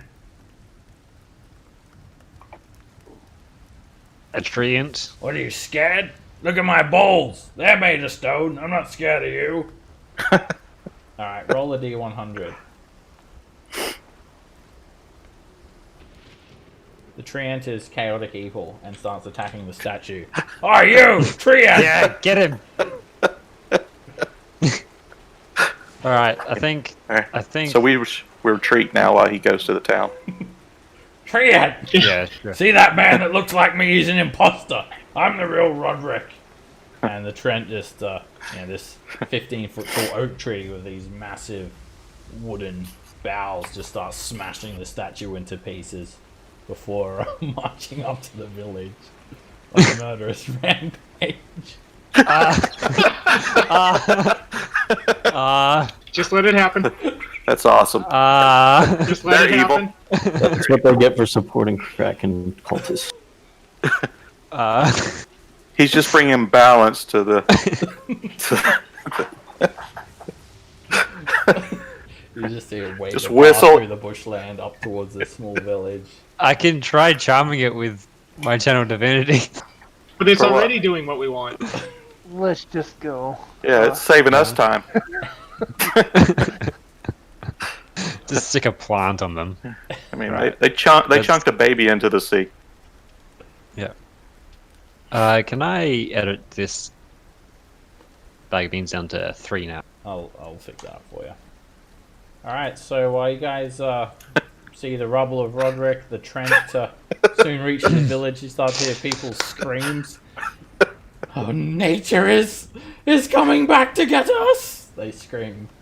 And just start to see the Trent absolutely destroying the village, and you guys whistle and fly off. Yep, that's sorted. You continue on your search for the Storm King. So next time someone recalls history about the Purple Rocks, you'll automatically fail to detect any civilizations on the Purple Rocks. Excellent. Let's take a 10 They weren't minutes. civilized anyway. Let's take a 10 They rejected our minutes civility. break, and when we get back, we'll continue searching for the Storm King. I'll see you guys soon. Well, that went exactly as intended.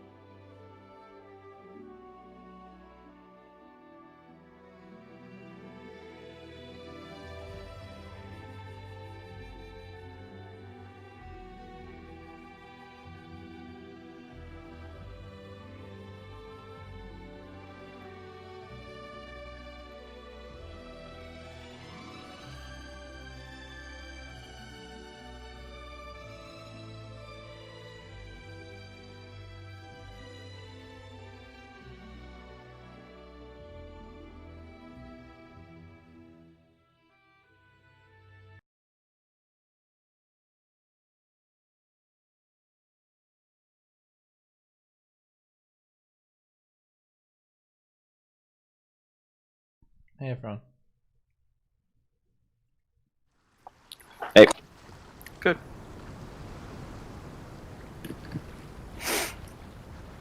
Okay. Everyone back. Good. Miranda's here. That's what we need. Okay, so you guys fly off into the sunset. Happy ending. Unless you live in the purple. We win. Game over. And End of the yeah, campaign. it's already late, so you guys retire for the night, and everyone can take a long rest because you don't have any more encounters. And it's now the next day. You've traveled off about 50 miles during the night, and so you start to skirt around the Purple Rock. I'll put your tokens on the map as well, so you guys can use the long rest button. We'll go to that next island and slaughter those people. Yeah, tokens are here if you guys need them to use the long rest button. And the next day, it's pretty calm weather. There's the ocean's fairly flat, and you're just scouting the perimeter of the Purple Rock, looking for this giant ship that's supposed to be shaped like a squid. The Morkoth. It's where King Hecaton's being kept. Scryproof vessel. Obviously, they didn't want to kill King Hecaton because, well, a new storm giant would step up to take hold of the Ordning and become the new leader. So if they just put him out of commission, then the Ordning's in disarray.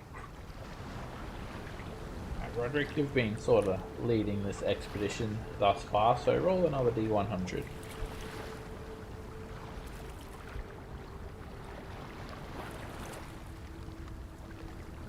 Go back. Awkward. I don't think he's back.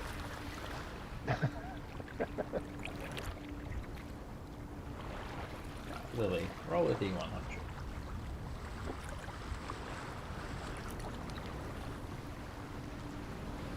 Right, you travel another 100 miles around the western coast of the Purple Rock. You do notice there's another small village actually on this other island.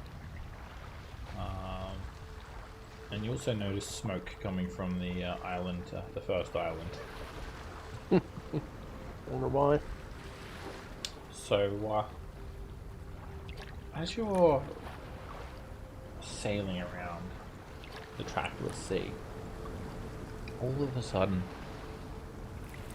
you hear a beautiful song. It's the sound of a sweet maiden.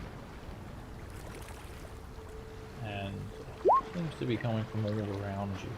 The most beautiful elven voice that you could ever imagine. It's not Ren. You look over the edge of the ship, try to find the source of the voice, but there's nothing there. And then the sound subsides. Travel for another couple of hours. You can see some small rocky islands, some archipelagos, some isles. Tiny little islands, little rocky formations that are not even on the most detailed of map. Civilizations never even stood a foot on some of these islands. And then you hear that beautiful melody once more. And now, when you hear it, it really starts to make you guys kind of sleepy. Everyone make a wisdom saving throw against the charm.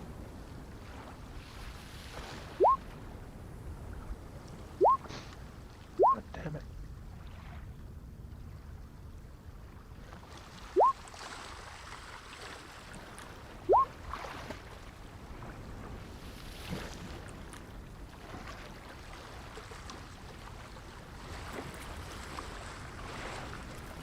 of a sudden, Ren, you get this strange sensation to go to the edge of the ship. You don't want to like jump off it, but you go to the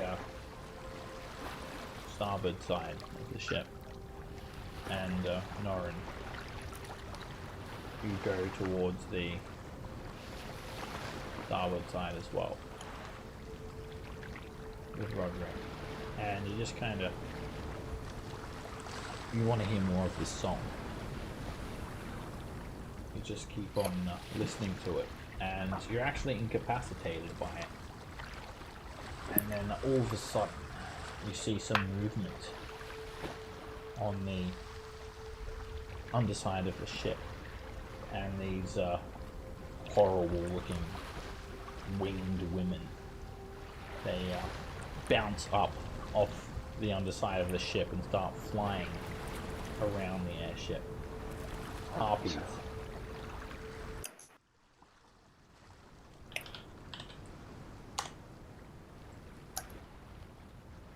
Five of them.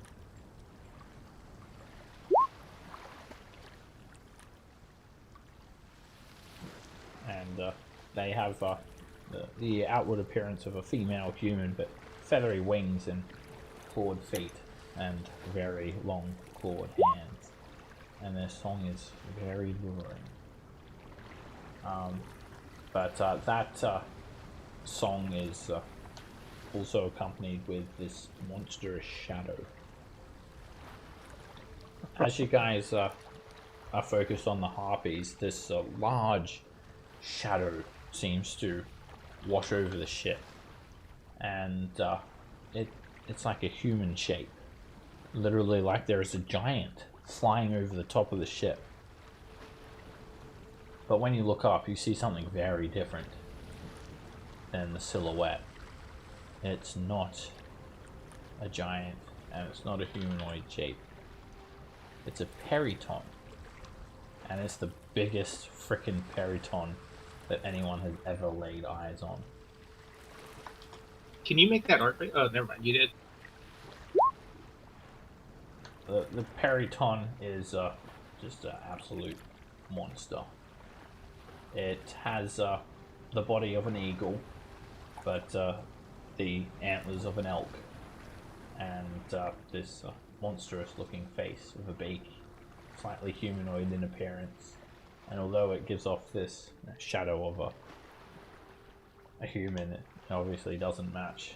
The shadow does not match the creature, and it's come up right from underneath the ship, right to those who have been lured by the harpy's song. So let's roll initiative. If Norn was a griffin, this is what he looked like.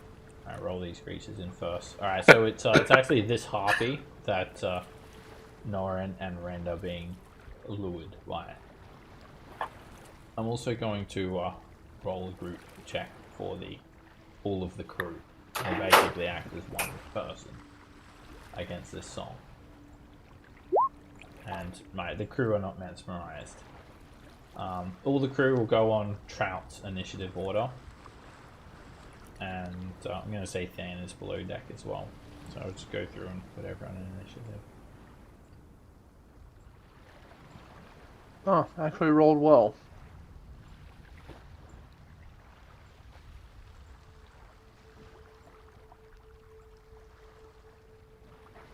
And Griffins. Okay, so yeah, that song is just interrupted by this horrible screeching sound. Did we lose Roderick? Did we? Are you here, Roderick? I think Oh, we did. he went to the AFK. Alright, hopefully he'll be back soon. Something must have come up. So he'll be below deck too. He'll be trying to convince all these dwarves, try and sell them down because they're wondering what happens to all the ale. Alright, Trout, basically, he's looking to you guys. Orders, he says. So what do you guys tell the crew to do? This is for all the crew as well. Alistair, Sirac, the other cultists, the dwarves downstairs. Attack the big thing with the ballista, I would think, right? The mangonel can't attack anything within 60 feet. It's a long-range Oh. weapon. Throw rocks. Maybe cover your ears or something there. They have a ballista though. Cover your ears.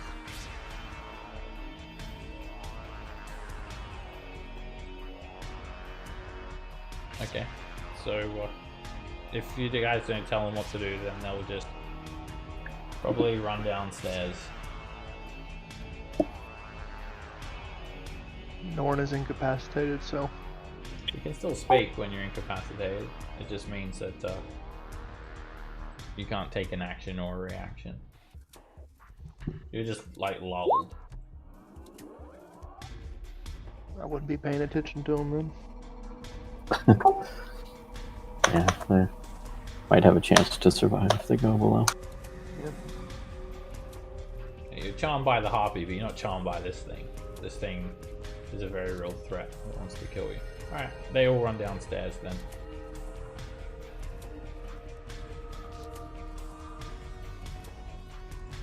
I remember how easily they die. It's probably a good thing they go downstairs. At the end of their turn, the monstrous Periton's going to take a legendary action. Oh shit. And it's going to dive. It flies up, flies down, and dives at Lily. And beak for her. It's a crit. And that actually does extra damage because it's a dive attack. Alright, it just drills you with this beak for 24 points of piercing damage. And it just keeps on fluttering in your face there, Lily. Alright, Norin, so listening to the harpy's song, you are charmed. And while charmed, you're incapacitated and you ignore the songs of all other harpies. If you're more than 5 feet away, you actually have to move as close as you can. You don't avoid opportunity attacks, but you don't move into hazardous terrain, such as falling down 5,000 feet. And then you can repeat that wisdom save at the end of your turn to end it for success. Okay. Yeah, well, I can't get any closer to her then.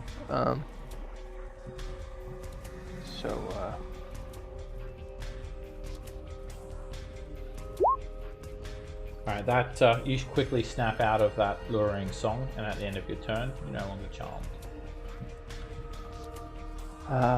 One time I rolled well on initiative, and my turn is gone. Meanwhile, the monstrous Periton screeches and rips a talon at Lily. Ah! Miss. Alright, these harpies,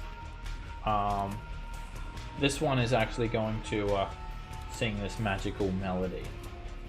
And actually, no, it's not, because everyone's actually sharp claws. Missed the griffin. And then they just have like a big chunk of bone in their hand that they use as a club. Tries to boot the griffin on the head. Miss. Alright, this monstrous Periton, it is like huge for starters, and it's going to just keep on screeching. Feathers are going everywhere, beak and talons are coming in at you, Lily, and it's going to try and peck at you with this massive beak, and it's another crit peck. Alright, it didn't charge this time, so it doesn't have as much force, but it still pokes you for 20 piercing damage. And then tries to rip a talon through you as well. That also hits for 15 slashing damage. I'm going to use a 3rd level spell slot to make that, to negate that 15 damage. What are you using? I'm using Song of Defense. You don't need to be blade singing for that? Let's see. Oh, it does say Wall Blade Song is active. I didn't realize. So no, I'm not. The Periton had clung onto the side of the vessel. It now actually leaps off and does not provoke opportunity attacks. And it's going to fly about 30 feet away. And actually about 30 feet up as well. Alright, these harpies, they've tried to lure everyone with their song, and because not everyone is really listening, they actually start to get really angry, and this harpy is just going to start trying to destroy this griffin. Rips a claw through the griffin, and hits the griffin for 7 slashing damage. It then tries to hit it with a piece of bone, and it misses. The monstrous Periton is going to take a legendary action, and it's going to dive again. It comes in, and it tries to peck Lily. And it misses. It then flies back up to where it was, 30 feet.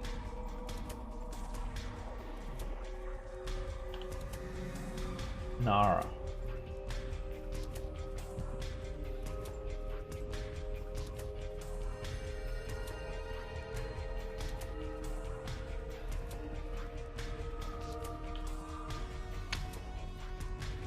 Can I move in the space here with the griffin? You can. You will be squeezing. Unless you wish to mount it. And, no, I just want to... Can I attack this harpy from here? You can. You'll be at disadvantage. Alright, well, bonus fighting spirit. Hit. Alright, you slice through the harpy, trying to fend it off. 8 damage. Hit. And you slash through it again. Just lancing it with the blade. 14 hits as well. And you slash through the harpy again, leaving it very badly injured. You also can't end your turn in another creature's space, so you do need to move into an empty space.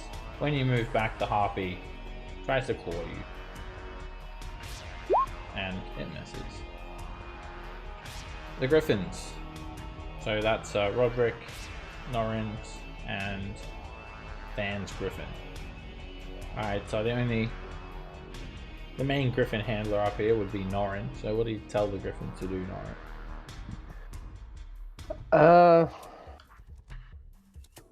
I'll tell the one closest to me to be ready for me to jump on it, and then the other two to attack. Alright, make an animal handling check. Okay, they seem to be obeying you. Alright, this griffin is going to dodge. It's going to move over, and it's going to get down, waiting for you to mount it. Okay. Not like that. It gets down underneath the ship. No, it gets down there. The other griffins, they screech and they fight back. This griffin, it's going to try and claw back at the harpy.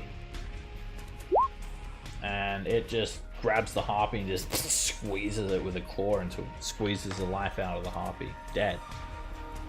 It then takes to the air, flies over, and bites the harpy on the arm and just rips off a big chunk of flesh. This griffin fights back. It claws at the harpy, hits, and then pecks it, but and also hits. And 16 points of damage leaves the harpy bloodied. Almost bloodied. Meanwhile, this monstrous Periton is just scouring the area. It's looking around clearly at everything, taking the search action, or legendary action.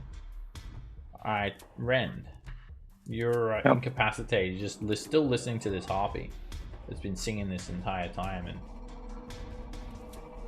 you are trying to get them harpy titties.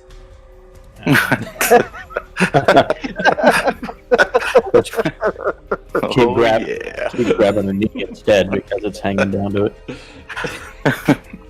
Oh man. But all you can do is try and snap out of it by making a wisdom save at the end of your turn. Alright, And you snap yourself out of it. So everyone should be immune to the harpy song now. oh, saggy titties. Harpy looks pissed. Alright, Roderick, Defender of Icewind Dale. You're just having a conversation with these dwarves, trying to explain to them like why all their ale is gone, and then suddenly you hear combat, so you run onto the main deck, and you're being attacked by harpies and a monstrous periton. All right. Which ones seem the most? This harpy is being clawed by the griffin. Nothing else is injured. Yep. Okay. Lily's looking kind of beat up. Which ones were after her? This thing, it was just like That thing. tearing into Lily a second ago. All right. I will avenge her then. I'm not going to heal her. It's not do in this party. I will cast a Hunter's Mark on the Periton. And is this my first turn of combat, or is it This is. Where's my Hunter's Mark? Sharp. That just hits, and you put an arrow through this monstrous conglomeration of creatures. Feathers flying out everywhere and blood. Oh, somehow the Hunter's Mark didn't. Didn't, yeah. An extra 1d6. No, I have it selected. It's broken. Yeah, I will try again. Yeah, apparently. Miss. Maybe try turn click it on and off. Yeah, I'll do that. Can I make that a precision attack? With that one, add 7 to the. You turn it into a 16, and then the arrow actually hits. Nice. Rips through the periton. And a dreadful ambush. Let's see if it works. Yeah, nah. Apparently my global damage modifiers busted. Yeah, I don't know why it's not working. Anyway, it's oh, do you have one for sharpshooter as well? Maybe? I don't know. I've got a separate attack for sharpshooter. I don't know why it's not working. Yeah, I've got my attack modified for that. Yeah, that's rolling Dex plus 10. Roll plus- another 2d6 for both of those attacks.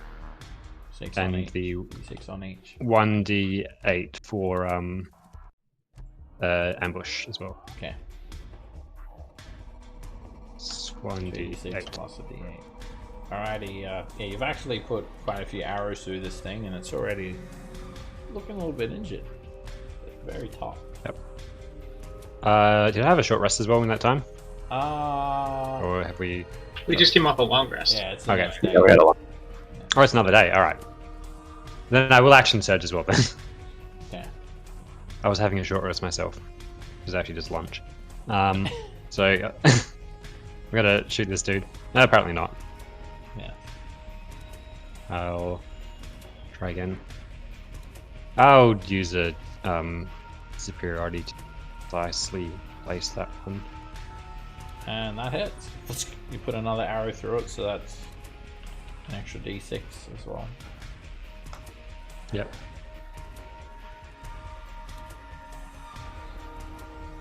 And then the ambush. Yeah. I'll make that precise as well. Let's use all my dice. And you turn into an 18. That is a hit. Got a plus 1d6 extra. Plus a d8. Alright, you come out and just start raining arrows down on this thing. And it's actually looking bloody. It's got multiple injuries. Feathers are ripped away from it. Blood is trailing off everywhere. Never seen such what am I doing? a big periton as well. Piss Alright, off, bird. This harpy, it just flies at the griffin and very spitefully tries to tear into it. It rips a claw through the griffin's side for 11 damage, and then tries to hit it on the head with a bone, and boops the griffin for 5 bludgeoning. Lily. All right. Well, I'm gonna blade sing, and I think I'm gonna throw a Bigby's hand at this guy.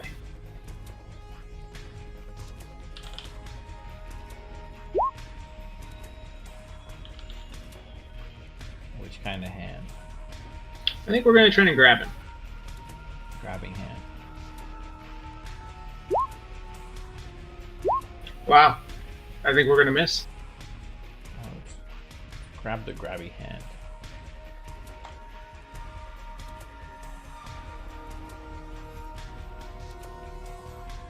Alright, It's just that kind of encounter for me. grabby hand. Alright, cool. A 9. Let's see. Yeah. So, opposed strength checks. And the hand tries to grab it, but it's just too strong. And opens up all the fingers on the hand. All right. I'm just gonna go down and find wherever Roderick was hiding at. Okay.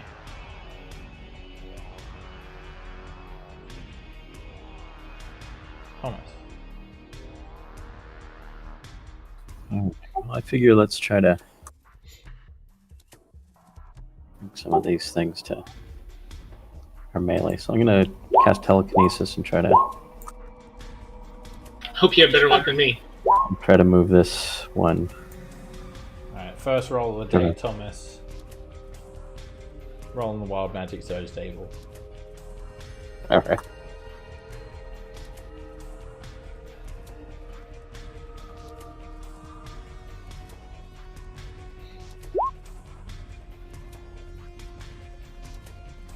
Nice. Alright, first we'll do the telekinesis because that comes first. Make an charisma check.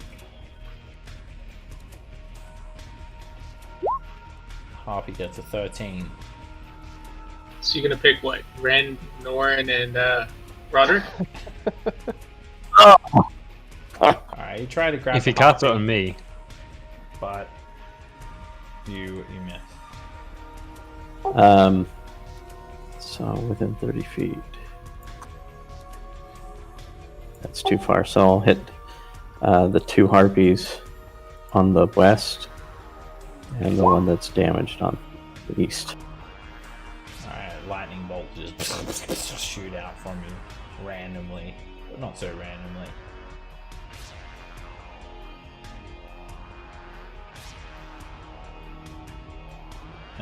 Why didn't that work? Alright, I hit for 20 lightning damage, and those harpies are fried. They're all bloody. And Shoots one of them out of the sky. and I'll quicken a ray of frost at that one on the south. That's hurt pretty bad. Yeah, the icicle impales the harpy, killing it instantly. You see it disappear out of the sky and get left behind to the clouds below.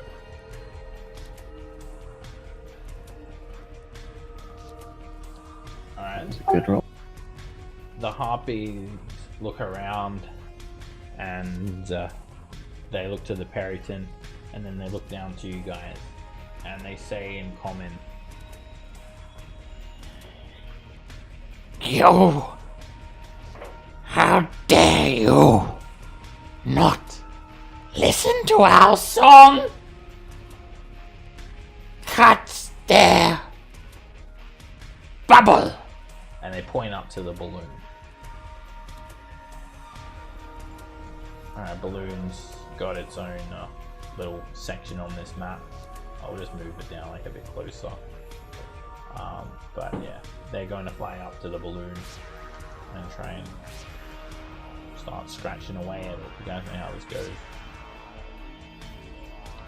So the harpy flies up and starts trying to claw away at the balloon. Miss. And then it's trying to hit it with a bone and bludgeons the balloon for 3 damage. This harpy's gonna do this. Actually, this harpy's gonna keep on attacking the griffin. It's gonna claw at the griffin and boot the griffin. It hits the griffin in the face for 4 damage, and then it actually breaks away to fly up to the balloon. The griffin's going to try to not let it do that by ripping a claw through it, but the griffin misses. Norin. Alright, so how far are the harpies? They, I mean, they're just up at the balloon, right? these two, yeah, they're actually at the top of the balloon. I guess they should be up here. The balloon is it's like a 30-foot climb up. Like, you know, it's actually, the balloon's actually here on the map, on the top down arrow. Okay. It's 30 feet up. I'm gonna use 5 feet of movement to get on the griffin. Alright, And then use. the griffin will join your initiative count if you're controlling it. And then using the griffin's movement, I'm going to fly up to this one. So Go for it. I don't know how much movement that would actually be, but It costs about 40 feet. okay. So the griffin should have 40 more feet. Fly, and I'm gonna start swinging at this thing. The dwarf With, inside is just terrified. She's ducked down. And you come up behind the harpy and start ripping into it. And that's a hit. Swing at it with Kelly. Slice the longsword through it. It's looking a little bit hurt. Swing 2. Hit. It screeches at you. Love me!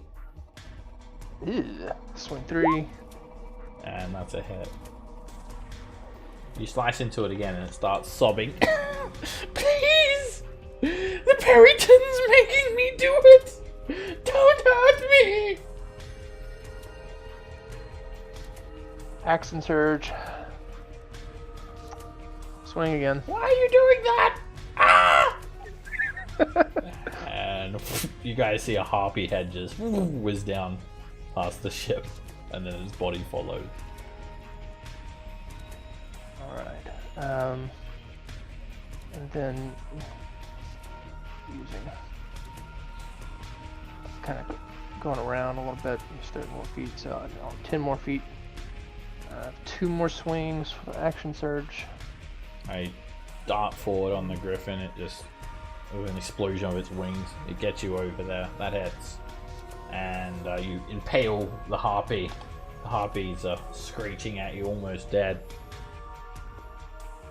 Let's try to chop this one's head off too. You slide the blade out, and another harpy whizzes down this side of the ship, head first, and then the rest of it.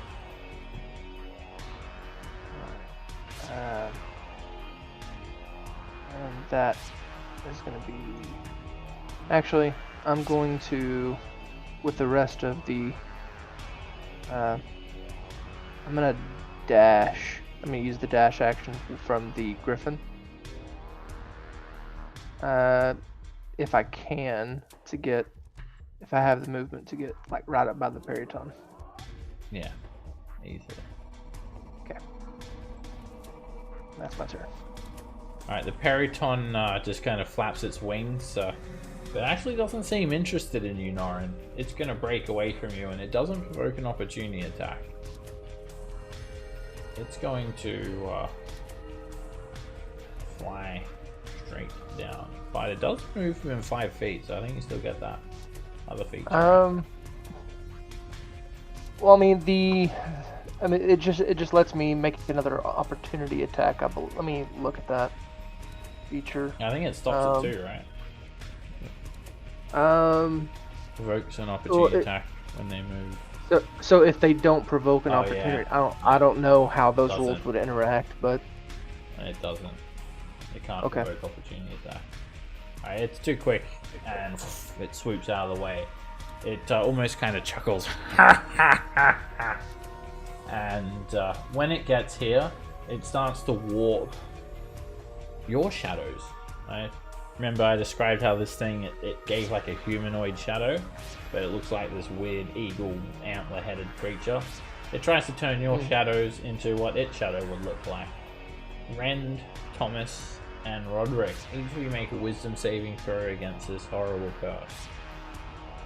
Can't it be strength or constitution? You just punch, you see the shadow start to fall, you just punch it repeatedly until it stops. I With understand. the chaos for advantage. Alright, this is basically a Bane effect. Minus 1d4 on attack rolls, ability checks, and saving throws. Alright, Thomas, you too. You've got your shadow all messed up. I'm just selecting the bless Okay. modifier in mine. There's actually a Bane macro, and I'll give you guys access to it. Token access. You'll see it now if you click your token. The Periton does that, like, it doesn't stop moving though, and it swoops down, just slams down onto the gondola, screeching. And when it does, it's actually going to just try and impale the hull of the gondola with a gore attack. Oh, I'm killing this thing. And it hits. With a dive attack. It does 19 damage to the gondola. Now, gondola's got 250 hit points. It smashes its beak, it pulls its beak out, and then lifts up a claw and slashes a talon at Ren. It hits. It hits you for 17 slashing damage, Ren. Were you raging? Alright. Oh, you didn't rage Nope. it. I didn't get to yet.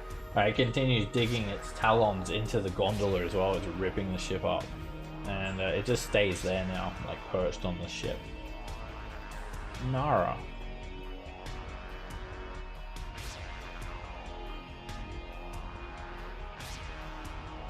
I'm gonna attack it. That hits. You start hacking into the big bird, ruffle a few feathers. 12 misses. Jumps out of the way. 24 hits. And a few more feathers get ruffled. And then I'll bonus action a War Priest attack. And that's another hit. You slash the longsword through it again and rip off some more feathers. It's actually looking pretty badly injured, that Periton. At the end of your turn, it's going to screech and dig its talons deeper into the gondola. And what's the gondola's? I think that misses the gondola. I think AC's like 15. Let me check. Gondola 13. That's a miss. Alright, this griffin has been told to kill, so, oh no, wait, no it hasn't. That is Norin's griffin. It is not going to move, but these ones will. This one jumps on the Periton and starts giving it to the Periton. Claws into it, pokes it with a beak, and then the other one's going to keep contending with the other harpy.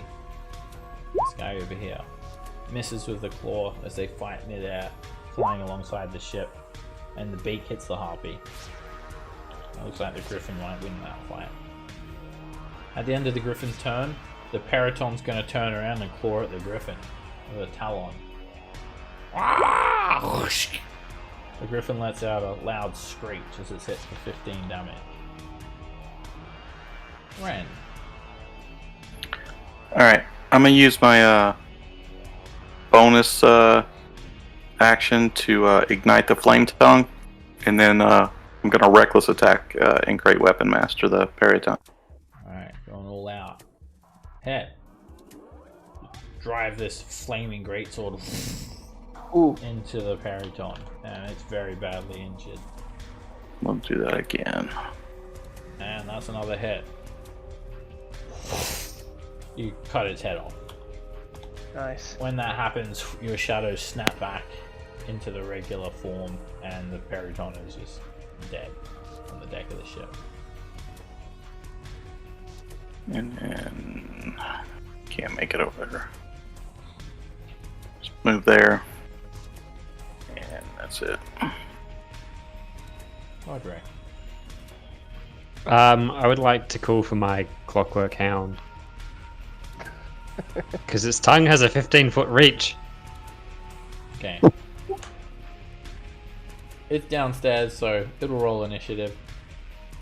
It says "Bar-ar, bar-ar, bar-ar," and you can roll it into initiative, and it'll come running on its turn. There's its sheet. Right, initiative count 19.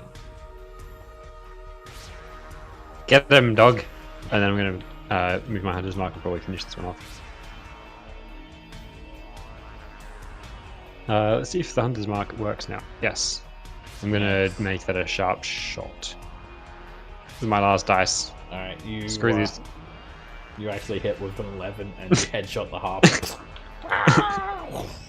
The harpy disappears. The gust of wind pushing it down to the cloud, and the encounter's over. I want to cut the antlers off this thing and incorporate it into Norn. incorporate it into my clown costume so I can be Norn the clown. Okay. Norn will take no offense to that and think it's hilarious. It's a strange choice. Alright, this thing is one of a kind. No one's ever recalled in any war or history a Periton growing to this monstrous size. So are we like sinking now with the boat just kind of going into the ground? No, the balloon's held up as white dragon hide. This is its health bar here. I think you can see it. I just meant Right. weight. Oh no, because this oh no, this ship, it actually doesn't have any sort of weight limit. It's not powered by the elemental. Alright, the clockwork hound comes running and it starts attacking the griffins. No! Bad dog. Oh. It actually moves over here, and then it licks you from 15 feet away. Acceptable. Okay. Periton's gone. And the search, the hunt for King Hecaton continues. Everyone can take a short rest if they want. We'll see if there's going to be any more encounters for today. Been pretty lucky so far. There haven't been really any.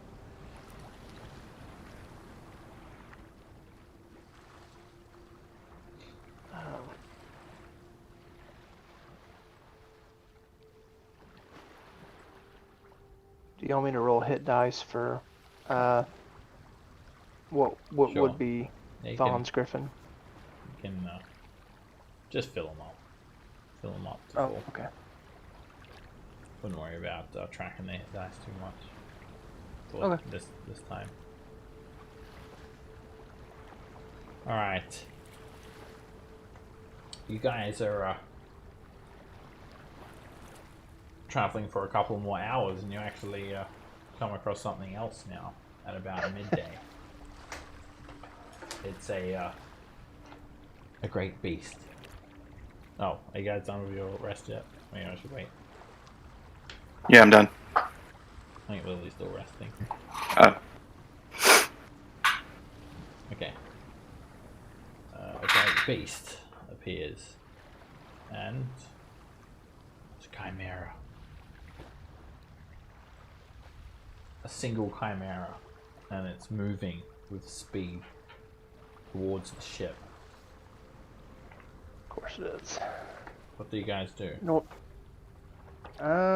Norn's gonna get on his griffin and be prepared. Hell, friend. Greetings, adventurer. I mean, It's 200 feet away. What's the general disposition of the chimera? They're angry. Treasure mean- hoarders. Alright, I want to hop on my griffin as well, and can I just like just start shooting? Yeah. Just- It'll be So, anyways, 200 feet away. I started blasting. Alright. I'll move you guys all over so it's actually 200 feet away. And then. Oh wait, can we use that trebuchet thing? Oh, the trebuchet has. Would you look at that? It's 200-foot range for the minimum range, and long range is 800 feet. All right, let's roll initiative.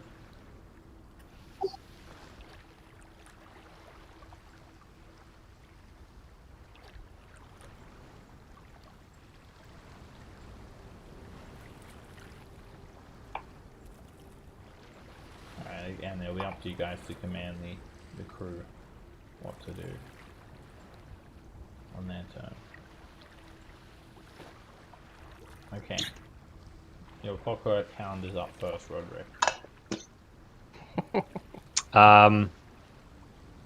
Sit.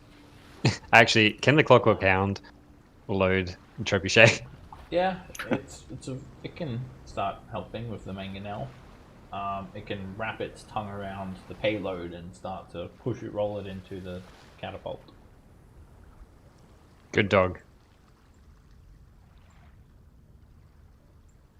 Lily, you hear that there's a chimera coming. All right. I mean, I'll start blade singing, but I don't have anything that does anything in that range, so that'll be the only thing I do. You don't know how far it is if you're downstairs.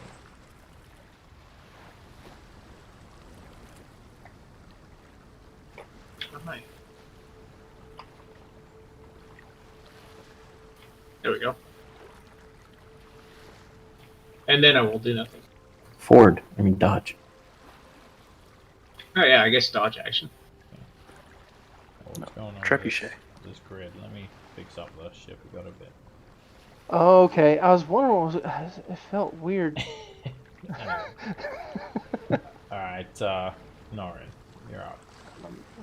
Okay. All right. Now that I'm actually on the grid. All right. Let's see how far it is exactly. 215. I need to be within 120 feet. So.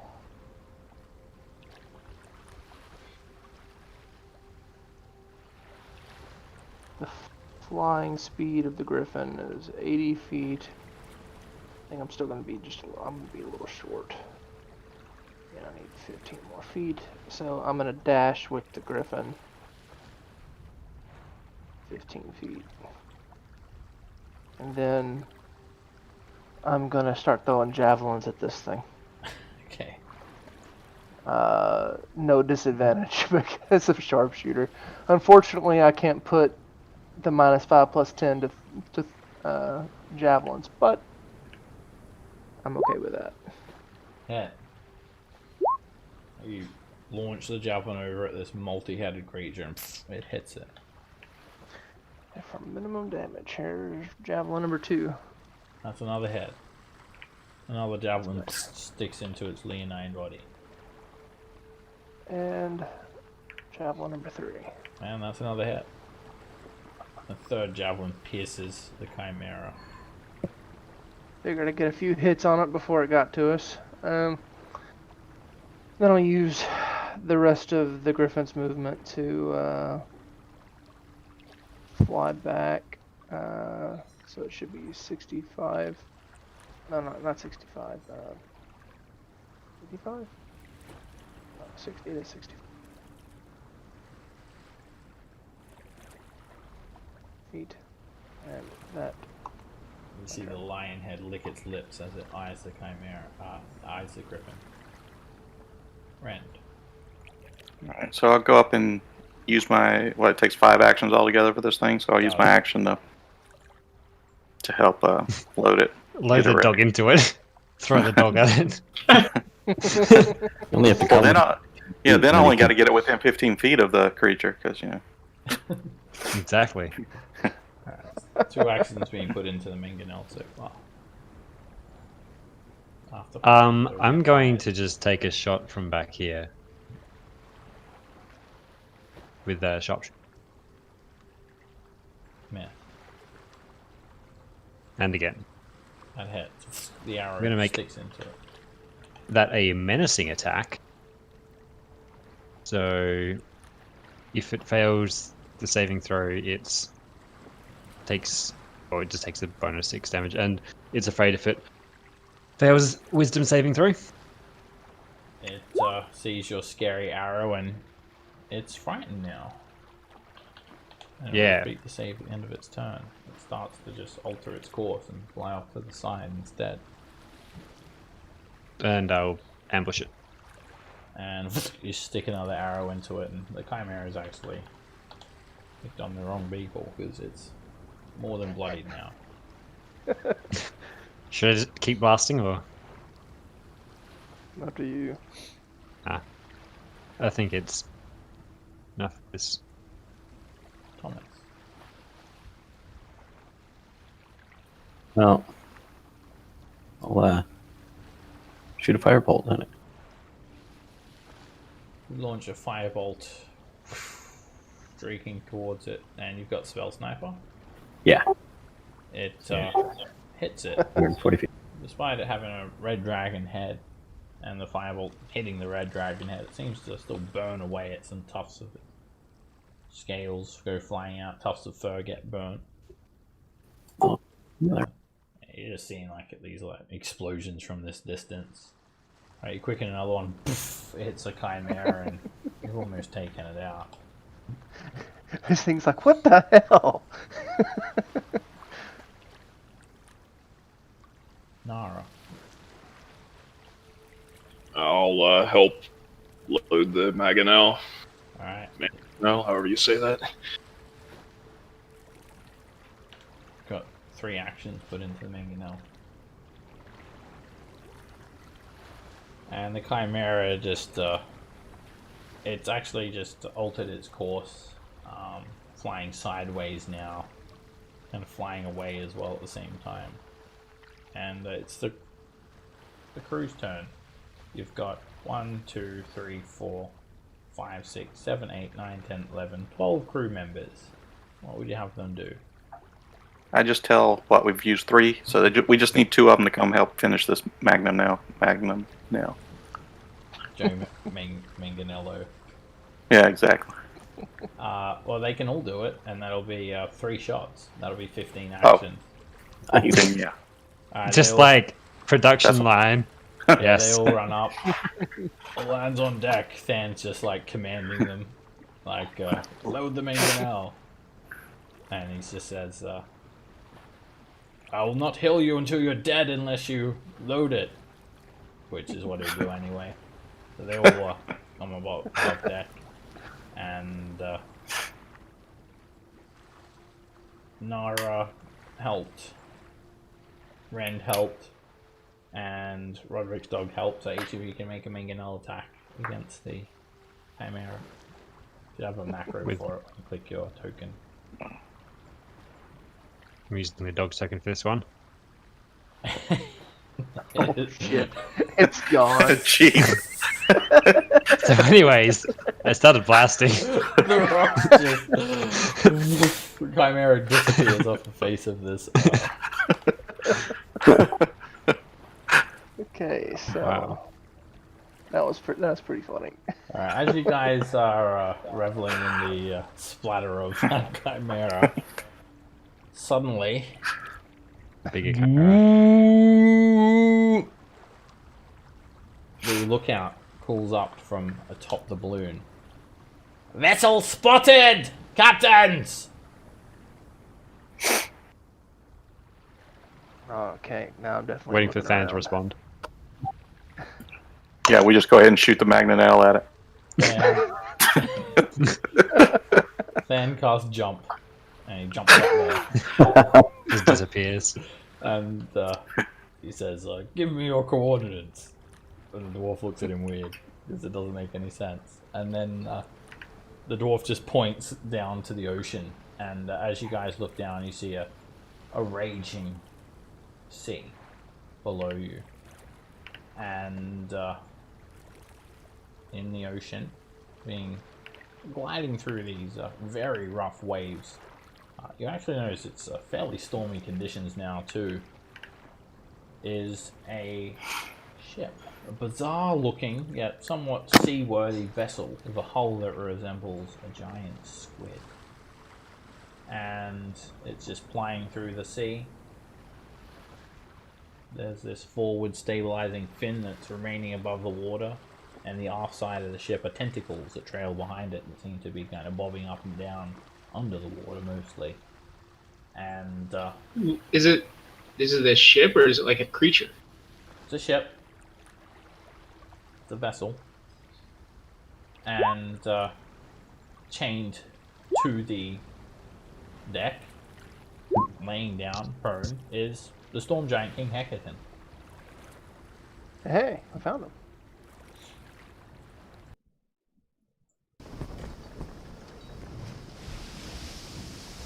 So, here you guys are. This is the ocean. This is the ship. This is that fin. The tentacles. There are all these crew members, cultists aboard. They have a ballista, and you also see with this map. There's this is actually like the same ship, but just the deck below, basically. So this thing is actually under here. So if you go onto the deck below, you'll be on that map. And you've spotted it from quite a distance away. So what do you do? This is the Storm King, King Hecatan. He's prone. Do we have anyone attuned King. to Con? I am. Lilith is. Can we just like jump down into there? Land on him and blow the horn? Swoop Yeah. in and get him. Start killing crew member from He is 800 feet. he is chained to this vessel, and you know that this vessel is magical. It's scry-proof, so you don't know what other preventative measures these cultists have. But yeah, they do have ballistae on swivel turrets. They can fire at your ship, and they could take out your balloon with 1 or 2 shots. There's no way to avoid being seen. You've seen them, and they've seen you. And you guys are a few hundred feet away from the ship when this happens. So, so you could, I don't know, teleport down. You could try and get a rope lowered down and jump down. You could jump off and feather fall. You could literally just jump off. You could fly down. It's up to you guys how you want to get down there. Well, I know how Norn's gonna do it. I imagine Roderick is thinking the same. Yep, just jump straight off. No. Just jump off this side into the water, into the ocean, start swimming away. I mean, I'm definitely. Pressure gets too much. Fly. I'm gonna fly my Griffin down there and. Oh yeah, griffins. Yeah, that's So yeah, basically you guys are like Griffins. above the cloud cover. The lookout has, has a looking glass, and they've been, trying to spy the ocean. So you've just descended, like you've gone straight down, and now you've broken through the cloud cover, and that's when you see the vessel. So yeah, like this is like pretty much in the same encounter of the Chimera, basically. So yeah, you're still kind of flying on the side of the ship there, Norrin, like that. Everyone's in the same position. So for those of you that aren't going to jump on a griffin and fly down, the cultists look at you, the dragon cultists, and say, "Orders. What do we Tell him do?" to fly out of range. What do you think? Put the ship and Yeah, jump down yeah. there? Probably fly out of range. Tell them to fly out of the range. But the cultist says, "Are you going to board it, Captain?" Yep. From What's the range on a this ballista? distance? We're a couple hundred feet away. Like 200 or something? So wait, you guys are all teleporting down. Is that the plan? How are you guys getting on the ship? I'm flying down. 3 of us flying, and then who else do we have? Yeah, who's You on the have griffin? You have a rope ladder that you can drop. That's out. Absolutely. Do you have dimension door? I do. Scout says, if we hover directly overhead, we'll be out of the swivel of their ballistae. We need to think quick. that. That'll work. Yeah. Then I'll grab Ren and dimension door down. When Roderick and different riders get within like 20 feet. Alright, so you're dimensioning dooring Ren. Norin's on a griffin. Roderick's on a griffin. Lily, how are you getting down? Who's on the third griffin? That would be Than. And Okay. So Nara still needs to ride, right? Yeah, then it's just you and Nara left. Then I'll teleport Nara down. Alright, so you guys will have a way to get down, and you're gonna tell all the crew to fly away. And then meet you at Mirabar, basically. yeah. Yeah. We didn't decide to hover above out of the swivel of their ballistae. What would it do though if They it can did that? hover above the ship, and Trout seems to suggest that you'll be out of the range of their ballista because they're on swivel. They can't fire up, directly up. I think that's a good pull. Alright, well, Yeah. we're gonna wrap it up here anyway because we'll wait for Than for this encounter. Yeah. Oh, good. Big one. So he won't miss it. It's been a long time coming. Well, you formulated a plan to get down, basically, anyway. So you have that in your mind for start of next session. Get down, big monkey. So, I've wanted to name the Griffin for a while now, but I don't think I'm going to because as soon as Not now. I name him, he's gonna die. I've named So- every horse he's given us Roach. You try to name the griffin by doing a special ritual where you actually paint red paint on its forehead, and you end up spilling the ink and dyeing it red. The whole griffin turns red. Like No, wearing a no, red red. fur. He is not a red shirt. Alright, guys. Big milestone next session, so I'll see you guys then. Yeah. Okay. Have a good weekend. All right, Later. Bye bye. Gotcha. Alright, thanks everybody. Thank you guys. Bye.